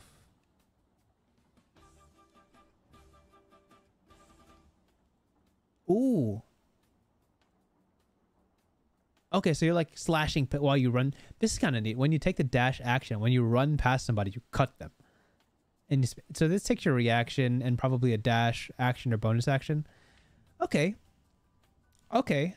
I could see it. I could see it. I think spending a reaction is a lot. Because you could probably just... If I'm not mistaken, you could just run at them, slash, and then like bonus action disengage with a key point. So I don't know if this is like already something a monk can do. And magical sickles. Sick. Level 11. Your time fighting. Bonus increases +2. Okay. I think what's spooky is that if they already have +2 sickles, right? If they have +2 sickles and this is a +2 on top of it, it becomes a +4 weapon. That's kind of spooky. Yeah, my only problem with ever putting these in subclass features is if it already stacks with the fact that the weapons are already magical. So a +2 sickle with a +2 on top of it is kind of spooky. Climbing speed increases to equal your movement speed. Used to be half. Yeah, that's cool. Level 11. These are cool. This can probably just be baked into this feature. And like give these at like level 12 or like level 10 or something. And then actually put something else at level 11. Like some new cool feature. Because this is exactly just a copy of level 3. And you can probably make a room for more cool things here. Master Mantis. So this 17th level monk. You spend 1 key point in your reaction to an opportunity attack. If they've hit you...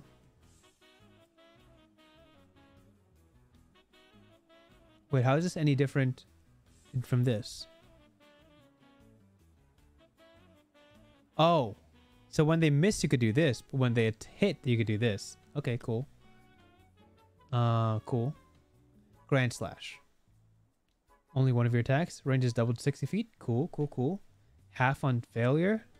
1 to 3 to add more dice. Nice. If you make 2 and both your waves are sent in the same direction, you can combine in a single enormous wave, doubling the maximum range. This is cool. This is a cool look. I don't know if it's balanced, but this is a cool look. You're gonna choose to extend the range if you use it twice, but you could also use it once or twice in two different directions. I like this. This is fun. This is something that I would like totally implement. I really like that one. Unseen Slash, cost of 3. This is cool. This is an improvement on Quick Slash. You can spend 3 key points and attack everyone you passed by. I like that. I really like this. This is actually really cool. I like the visual where you're cutting through like multiple people. So if you pass 5 people, that's 5 attacks. I really like that. Personally, I would...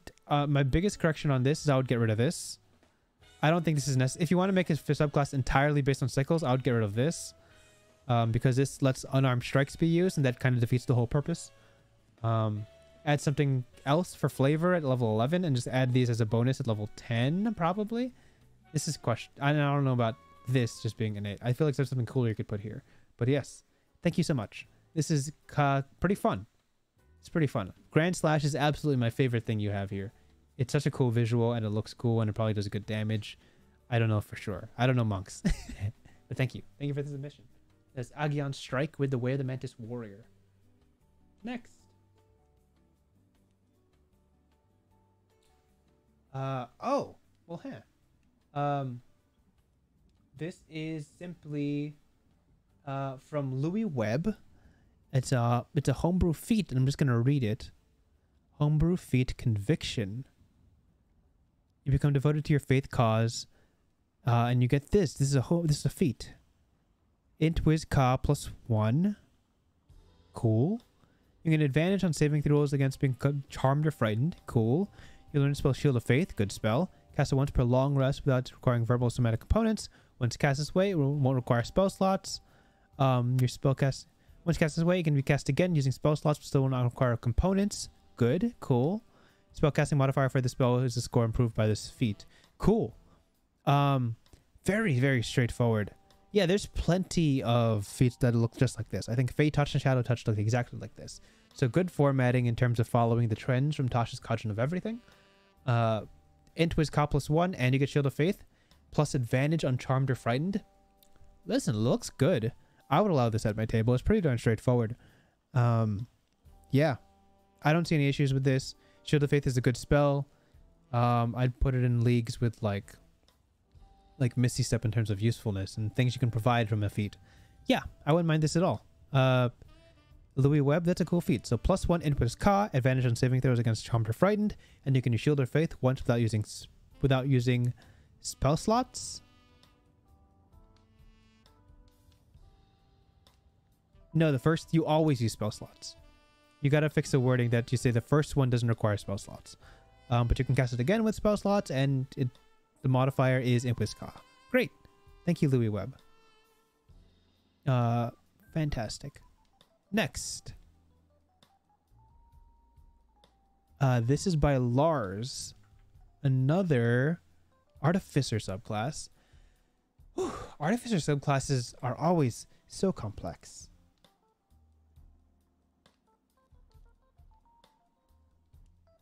Yeah, sorry, Nathan, I couldn't show it because there was no formal link to it. It was simply, it was in the question, and I can't show you the form on this screen. It's on a different, So anyway, Biomechanic by Gel Cubicle. I'm guessing this is your other name, Lars. I don't know if this is yours, but it's okay.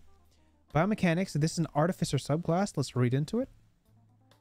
Humanoid biology, augmentations. I love that. Okay. Bunch of proficiencies. Smith's tools, medicine skill. Neat. Spells. The Artificer class spells. False life, ray of sickness. Not reduce. Haste slow. Arcane eye, stone skin, reset contagion. Cool. I think for this subclass, I think Alter Self is very appropriate, right? Alter Self lets you change what you look like, and this is all about biological augmentation. That's probably what I would add instead of Ray of Enfeeblement. Haste Slow is very good at 9th. Arcane Eye, Stone Skin. Yeah, these are good spells. No problems here. Now, I'm curious what you have in mind for bio augmentation. You've replaced or otherwise augmented one of your limbs with magical technology. You can use it as your spellcasting focus. You can make unarmed strike, int. Ooh, an int attacker. Exciting. Unarmed strike, int mod, 1d6 plus your int bludgeoning damage. Cool, cool, cool, cool. You got a punching arm. You can modify one of your arms or one of your legs. 1 hour and 25 gold. Interesting, cool. You can only change the form to another augmentation for that limb. Depending on which limb you have augmented, you can choose one of the following forms. Oh, there's more forms. Ah, dang. Artificers are so flexible.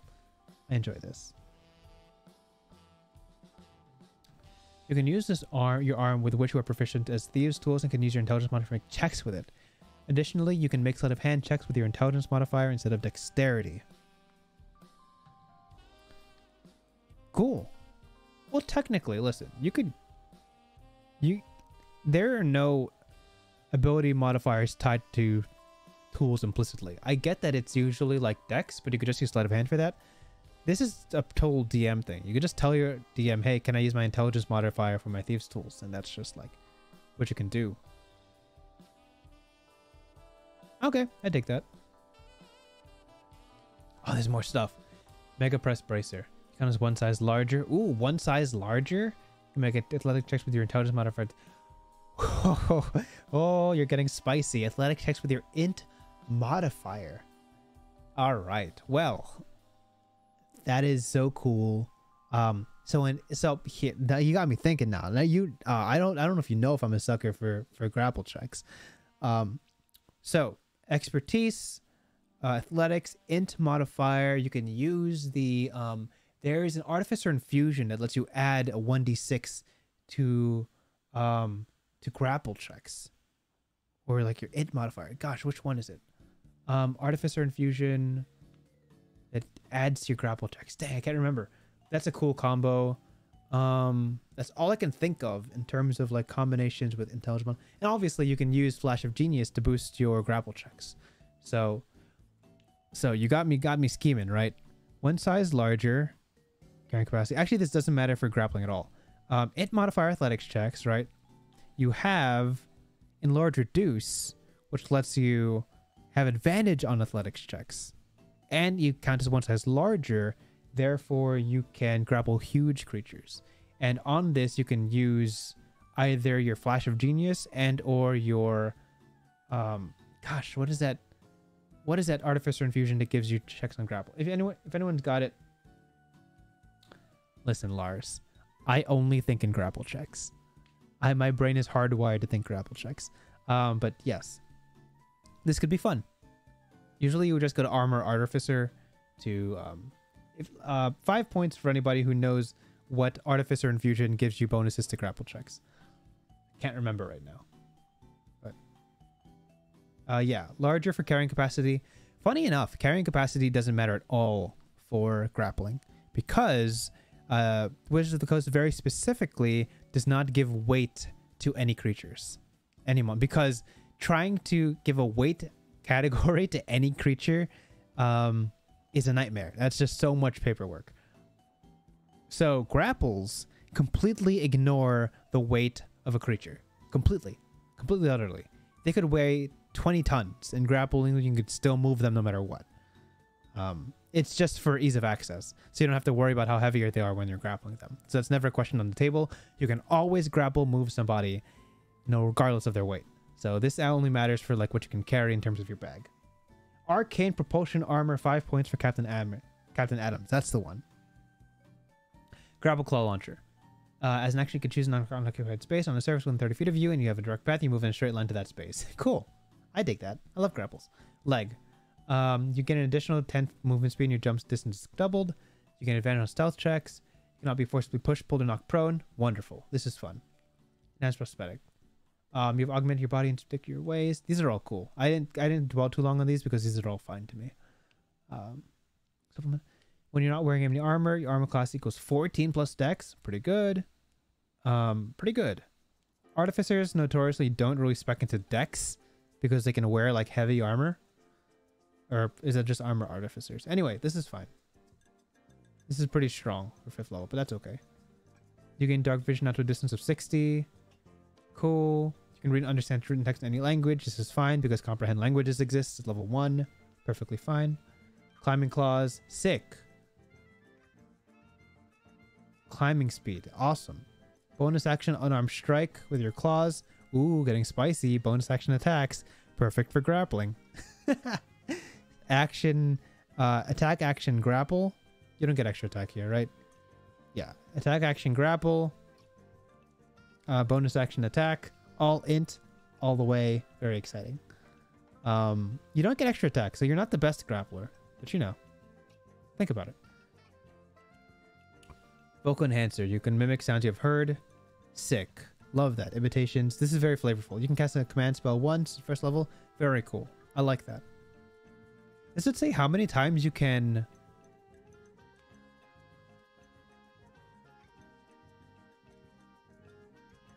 So wait. Yeah. Okay. So this is only, you can only have one of these. Yes. Only one of these. Great. Cool. Is there more? One page? Oh, there's more here. Okay, here. Yeah, perfect. This is exactly what I was hoping for. You can have 2 of them now. Love that. Yeah, you can have 2 of them now. Ooh, no longer ages at 9th level? I don't know. That's fine. This is a flavor thing, but usually this kicks in around 11th, 12th level.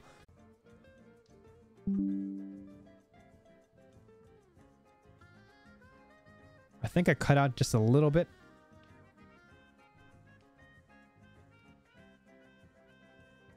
Let me just confirm.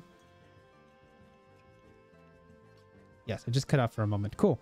My friend, the only thing that attacks you non-magically at the 15th level are dragons, and that's it. Everything else is magical at this level. Dark vision.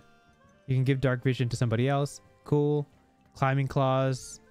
Climb difficult surfaces upside down on ceilings. Love this. This is a fantastic improvement on the flavor of the original climbing thing. I dig that. Yeah. All good stuff. Vocal enhancer. Mass suggestion, 1 hour. Yeah, I like this. Listen, fam. I like this. This whole thing. What is this? Homebrew Artificer by Gel Cubicle. I would absolutely allow this at my table. This is very fun. There's nothing too busted here. There's some fun grapple builds, but nobody really cares about that. And it's not too strong because you don't have extra attack. But otherwise, all of these are very flavorful. I love the look. I love the storytelling. I can see a lot of different things that come out of this. The visuals are fantastic. All good on me. All good for me. Nothing here worries me. Okay. As we're closing in on the last 30 minutes, I will not have time to review much more. There's still like 13 things to send in. So please, if you have anything left, just send questions. No more homebrew. No more time for homebrew. I'm going to do some quick scans on the rest of this. Is this something new from Lars? Is this something else from Lars? No, this is the same thing. Okay. Let's see. From Tyler. Oh, yes, this is what you posted before. This is an old Unearthed Arcana that is gone now, I think. Yeah, Races of Ravnica. So let's look this over. This is like a reptile, humanoid reptile. Sure. So let's see why this was cut. If I've already covered one thing of yours, I might skip over it just because we don't have much time left.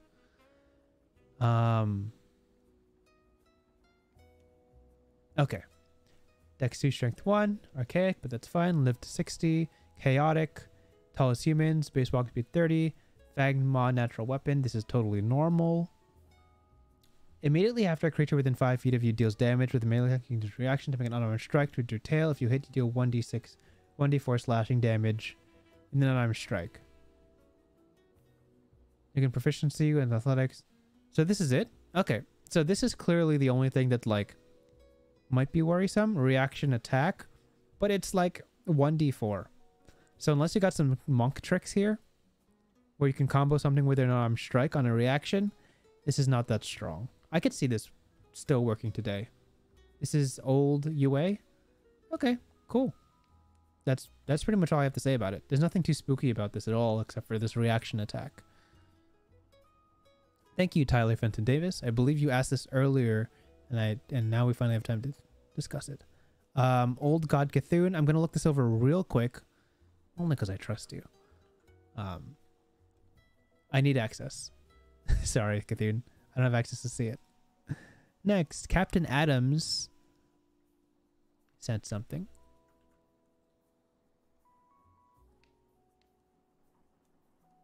What is this? Captain Adams, your link doesn't work. All right, skipping that too.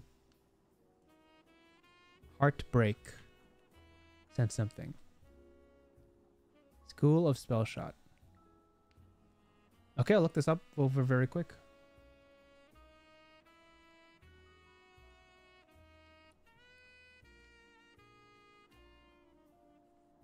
Is this a firearm wizard? All right. Piercing with firearms. Range spells. There you go. That's a theme. We like that. Having range spells. Cool.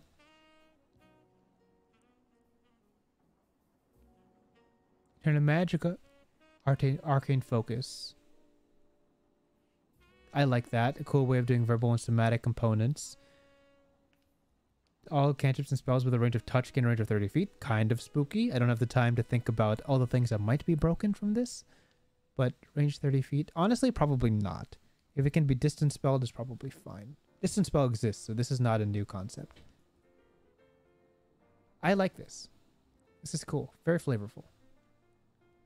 When you cast a wizard cantrip with your firearm focus, you can add additional 1d10 to the total damage roll. I'm assuming this means for damaging cantrips.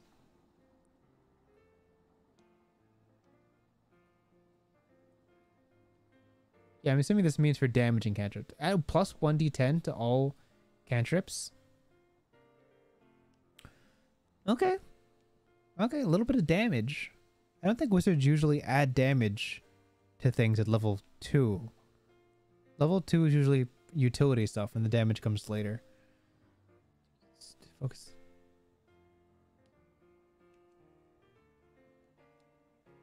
What does this mean, reload 6? Is this like critical role stuff?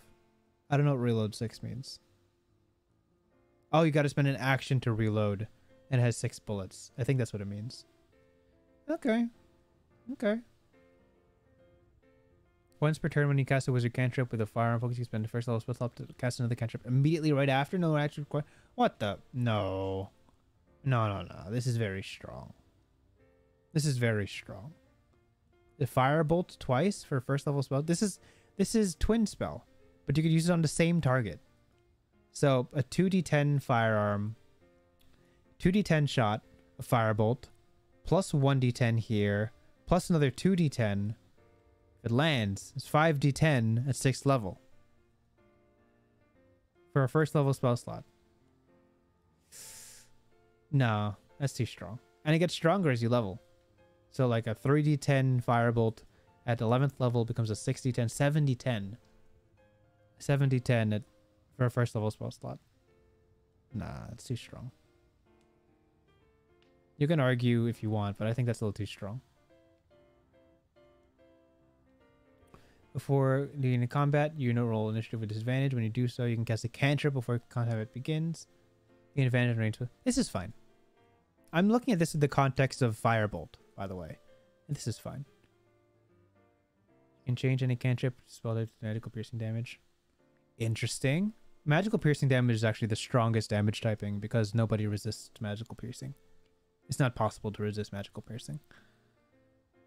Mystical bullets. Grab up to 3 bullets with a spell. Ooh. These spells must be different spells. Make a range attack. Nothing. Oh. I mean to non-magical. This will hit. So these don't expend spell slots. That's the whole point. Like these don't expend spell slots.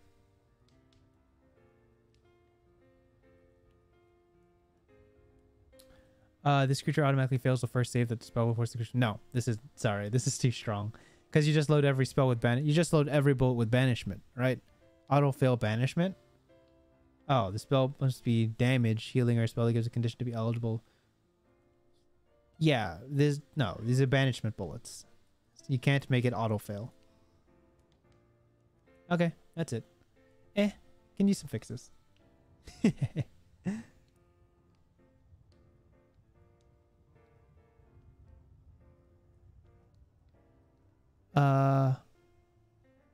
Defy gravity. Okay, so this is green fourth with a spell. Cool. And defy gravity. Is this a Wicked reference? Love Wicked. Thank you. This is a spell. 6th level action self. 1 minute. You gain the following benefits as you bend gravity to your will. Cool flavoring. BPS resistance. Is the concentration spell? Yes, concentration spell. Cool. Immune to prone. Cool. Flying speed of 40. Cool. Plus 2 bonus AC. Cool. This is in leagues with otherworldly guys. So I'm judging it based on the love balance of that. Action, Cole is a whip, melee spell attack, 3d10 force damage, and additional. Interesting. An additional 3d10 force. You deal 3d10 force damage and then an additional 1d4. I mean, then move the target towards a straight line towards away from you another feet equal to 5 times the number you rolled on a d. This is cool because this forces 2 concentration saves. I like that. It's kind of a little bit of utility, hidden utility there, and you can move them a distance equal to 5 times. I like this. This is cool. This is cool. The fact that this is concentration keeps this balanced, but I really like this spell. Flying speed plus 2 bonus to AC are both cool, very good things. Resistance to bludgeoning, piercing, slashing, immune to prone. Okay, so you can't be knocked out of the sky, is what you're saying, because you're immune to prone. You can't be knocked out of the sky unless you yourself are incapacitated. And this is double concentration save. I like this spell for 6th level. I dig it. And for graviturgy, very flavorful. I like it. Cool. Good spell. Another great submission, Greenforce. Thank you for that. Let's see. This is from Butthead. Thank you, Butthead. Basically, I'm looking for thoughts on this subclass. You seem to be pretty experienced. The idea is a druid subclass that can take on a temporary melee form. As they increase in level, they hit harder, but only ever get 1 attack until unless they multi-class. Here is the link. Let me drop this in. This is from Butthead. Oh, I messed up the link. Give me a second. There you go. Circle of Stone. Bit of a long read, but let's see. Since this is your first submission, I'll give it a pass. Druids of the Circle of Stone, with a connection of what lies on the plants, trees, fascination with metalworks and gemstones and elegant jewelry, martial weapons and heavy armor. Heavy armor to druids? Spooky. Martial weapons, heavy armor, and appropriate jeweler's tools or smith's tools. Proficiency. Okay. Let's see where this is going. It's a melee druid is the intent. You can make an artificial body within nearby terrain. Good flavoring. Wild shape. Assume a form of earth. Cool. What do you get? Temp HP equal to your druid level. Resistance to BPS. Okay. I'm seeing some stuff. I'm seeing some tanky stuff. So, what I'm seeing so far, heavy armor, martial weapons. Heavy armor, martial weapons, temp HP, resistance to BPS. It's like so far it looks like a barbarian with heavy armor. So, you know, just it's a little bit spooky. Unable to cast spells. Okay, good balance point. I was gonna say you also get spell casting. Taking on your doesn't. Okay, cool. So you can precast a spell and then wild shape, and then form of earth. Okay, and that's it. Okay, reasonable, not bad. I can see that you would be very tanky, with high AC and BPS resistance, plus temp HP, but you can't cast your spells, so you are truly turning into a melee creature. Are links okay in the chat? I don't know if I have to approve it, but from you, sure. I don't know if YouTube auto blocks links, but anyway, you get these bonuses when you activate your wild shape. Plus 2 bonus to attack rolls you make with melee weapons. Okay, so this is where I'm starting to get like multi-class vibes, right? And this is all 2nd level stuff. So for a 2-level dip into druid, you get a +2 to attack rolls with melee weapons. You get resistance to bludgeoning, piercing, and slashing, not tied to rage. You get proficiency in heavy armor. You get proficiency in martial weapons, and you also get druid spells outside of this. This is a lot of stuff for level 2. So I would 2-level dip into this, and then go immediately into like a ranger dip or a monk dip. Not a monk dip. A monk dip's kind of whack. Probably a fighter dip for extra attack would be really sick. Or if I would just go full fighter with 2 levels of druid, and you get all this really sick stuff. I don't even wizard would probably love this. You could do a lot with this. Heavy armor, BPS resistance, and +2 to attack rolls. I see the vision.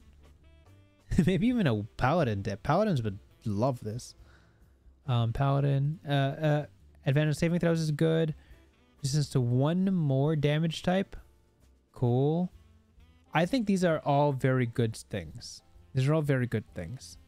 I'm starting to question if the heavy armor proficiency is necessary, because these are all very just good things in general. I'm looking. The weak point has to be can't cast spells. Yeah. Yeah. These are all good things. These are all very good things. I think it's kind of strong at level 2, but these are all good things. Can't dwell too much more on this. Let's see. You become large. I love going large. New weapons double their damage dice. Uh-oh. Spooky. Yeah, this is entirely balanced by the fact that you do not have multi-attack. I would question if a dual wielding build becomes very good with this, right? Because with dual wielding, you can use your bonus action to attack twice. Anyway. You can set a 10th level, you can launch a boulder, 30 feet AoE. 30 feet AoE is huge. That's bigger than Fireball. 30 feet AoE is huge, my friend. 30 feet AoE 6d10 once. Okay, if it's once, it's very strong once. I think it's cool. But personally... Oh, and difficult terrain. This is a cool ability. Okay, once per long rest. This is kind of sick. I kind of like this ability. 100 feet shot of a boulder, 30 feet area, difficult terrain, plus 60-10 damage to everybody inside. Disadvantage on the person in the center. Very strong for level 10. Battlefield changing. I do take that. That's kind of fun. Living mountain, and you become huge. Triple damage dice. Whoa. Getting crazy. Okay. Fun. This is fun. I think I would need to playtest this to find out if this is too strong. But this, you get a lot of really cool stuff here. And I am incentivized to go the full level and just stick with this. I would probably dual wield. I would personally probably dual wield to get that double damage on 2 weapon swings. But a very fun subclass. I'm going to breeze through a whole lot of these next ones. But thank you for the submission. And that was by Butthead. Right. Let's see. From Pike.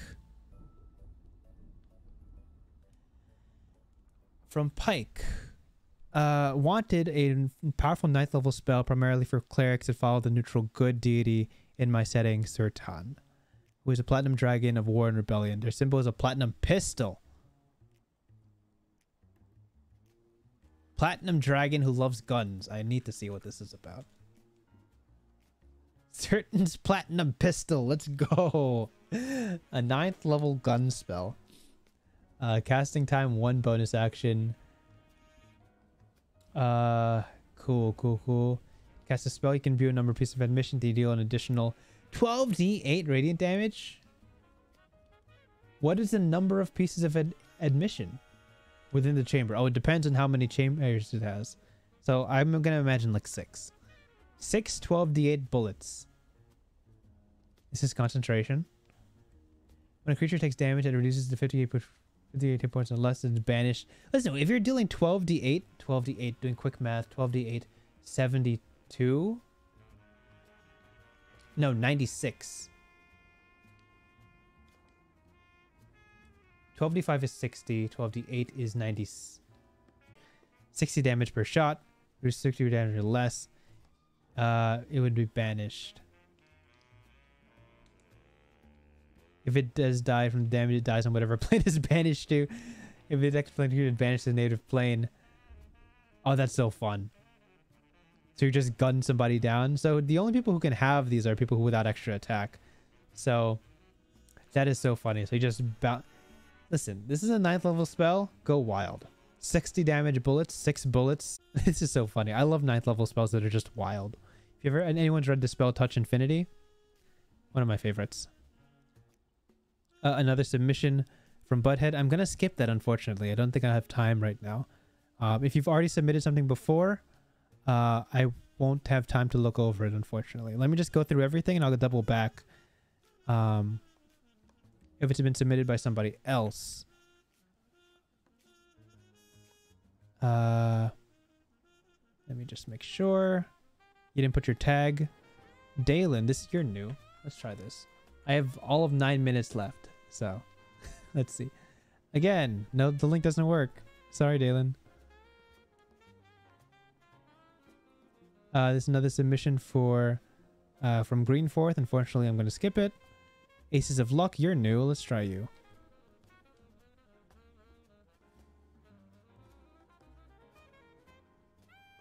I'm trying to prioritize people who haven't submitted yet. Okay, we'll give this a look.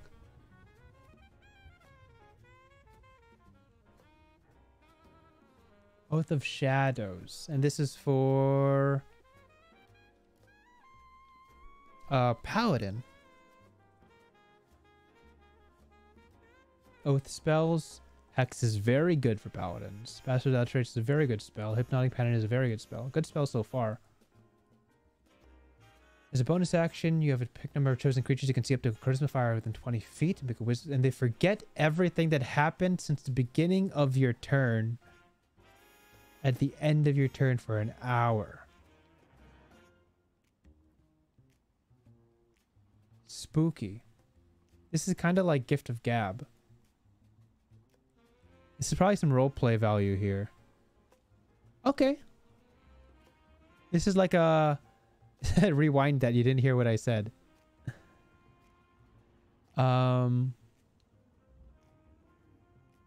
Interesting. Interesting. I don't know how to play with this. Interesting. I think I need to experience it to know what to do with it. But that's like if you cast a spell and it messes up, then you just bonus action make them forget. And then you get like a get out of jail free card. Interesting. Mobile Spear Magical Darts lasts until the beginning of your next turn. Choose number of creatures. Can't be level greater than the amount of paladin levels you have.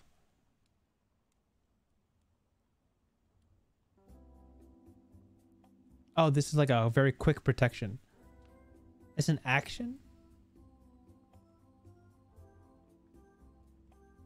Yeah, sure. If this spends a whole action, then you can't benefit from it, but your allies can. Interesting. So it's like a field where only your allies can see through, but not your enemies. So they all have advantage for a round, basically. Yeah, you give all of your allies advantage for a turn, and anyone inside disadvantage.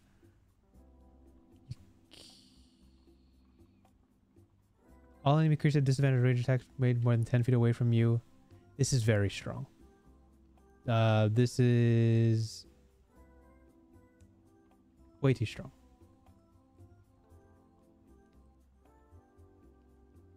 Yeah, you can't. This can't be something you get at 7th level. This is way too strong. Twilight Vanguard. Whenever an enemy hits a creature with an attack within 30 feet of you, you can use your action to teleport to them. Teleport them to a location of their choice within 30 feet. And turn invisible before teleporting. You have to specify how long this invisibility lasts. This is just an indefinite invisibility. That's not okay. But I like this. You kind of replace somebody after they take the damage. Yeah. So after they take the damage, you can replace them in farm. That's fine. 20th level, resistance to all damage, or is considered half cover. So half cover is +5 to all, +5 AC to all allies. Very good. And your Twilight Vanguard ability doesn't require a reaction. This is cool. This is borderline strong, but it's 20th level, so that's kind of fine. +5 AC to everybody is very, very, very strong. Okay. Oh, God, you're here. Hi. Okay, cool. I think this in particular is very strong to have a permanent buff on yourself, like forever. There's disadvantage on range attack rolls. Moonless Night is kind of strong, but that's okay. Yeah, just in general, pretty powerful subclass. I dig it. Thank you, Aces of Luck. And Captain Adams, this is your fixed link. This will be the last thing I check today. Half cover? Yes, it's only +2. Okay, then that's not too strong. Half cover is perfectly fine then. Thank you for double checking me on that. All right, this will be the last thing of the day, the Storm Bearer. Warlock subclass submitted by Captain Adams, Infinite Storm. Storm's aspect. I don't know what this does yet. Oh, here. Choose which aspect of the storm your patron embodies. Lightning, wind, water, magic. Straight up just magic? Okay, let's find out what that means. Expanded spell list.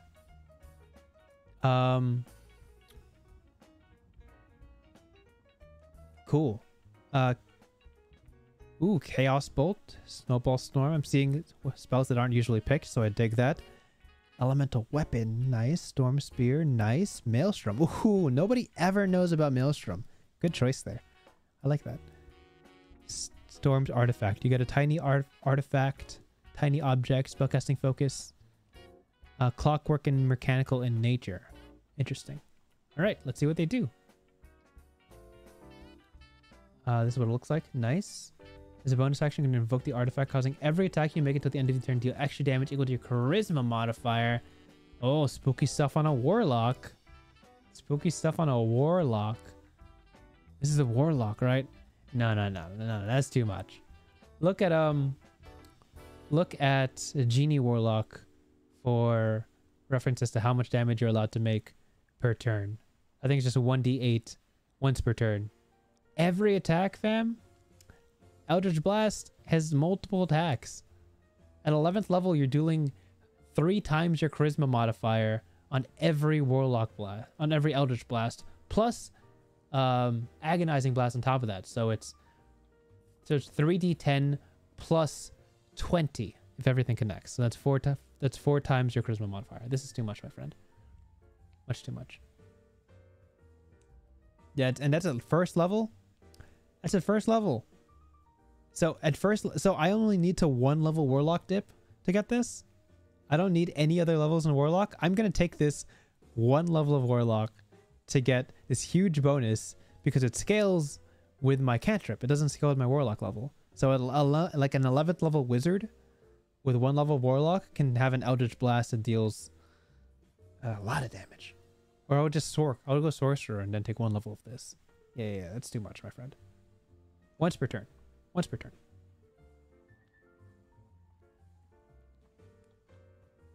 As an action,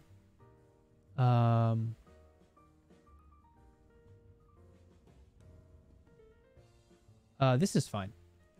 This is also a lot of stuff at first level. This is quite a bit of stuff at first level.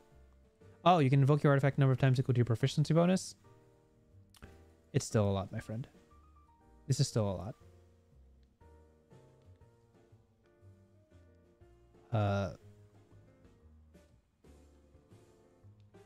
Yeah, the thing is that this is just a 1 level dip. That's the big problem. Like, people are just gonna 1 level dip for this one very powerful thing and not appreciate the rest of your subclass.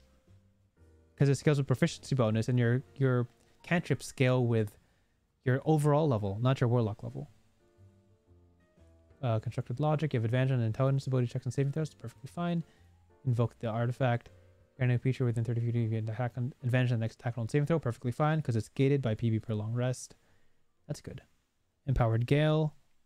Your radius now is a range of 15 feet and enemies within the radius have disadvantage on all melee attacks. Why would a storm? Traditionally, storms give you disadvantage on ranged attacks, not melee attacks. Because melee attacks, you're just right up in front, right? But ranged attacks, the arrow bolts get blown away, stuff like that.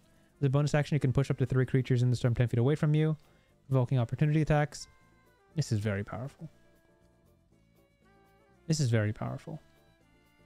You can just push through people every turn. Yeah. And any enemy that ends their turn takes 1d6 plus charisma. This is also a lot of damage. Okay. It's also a lot of damage.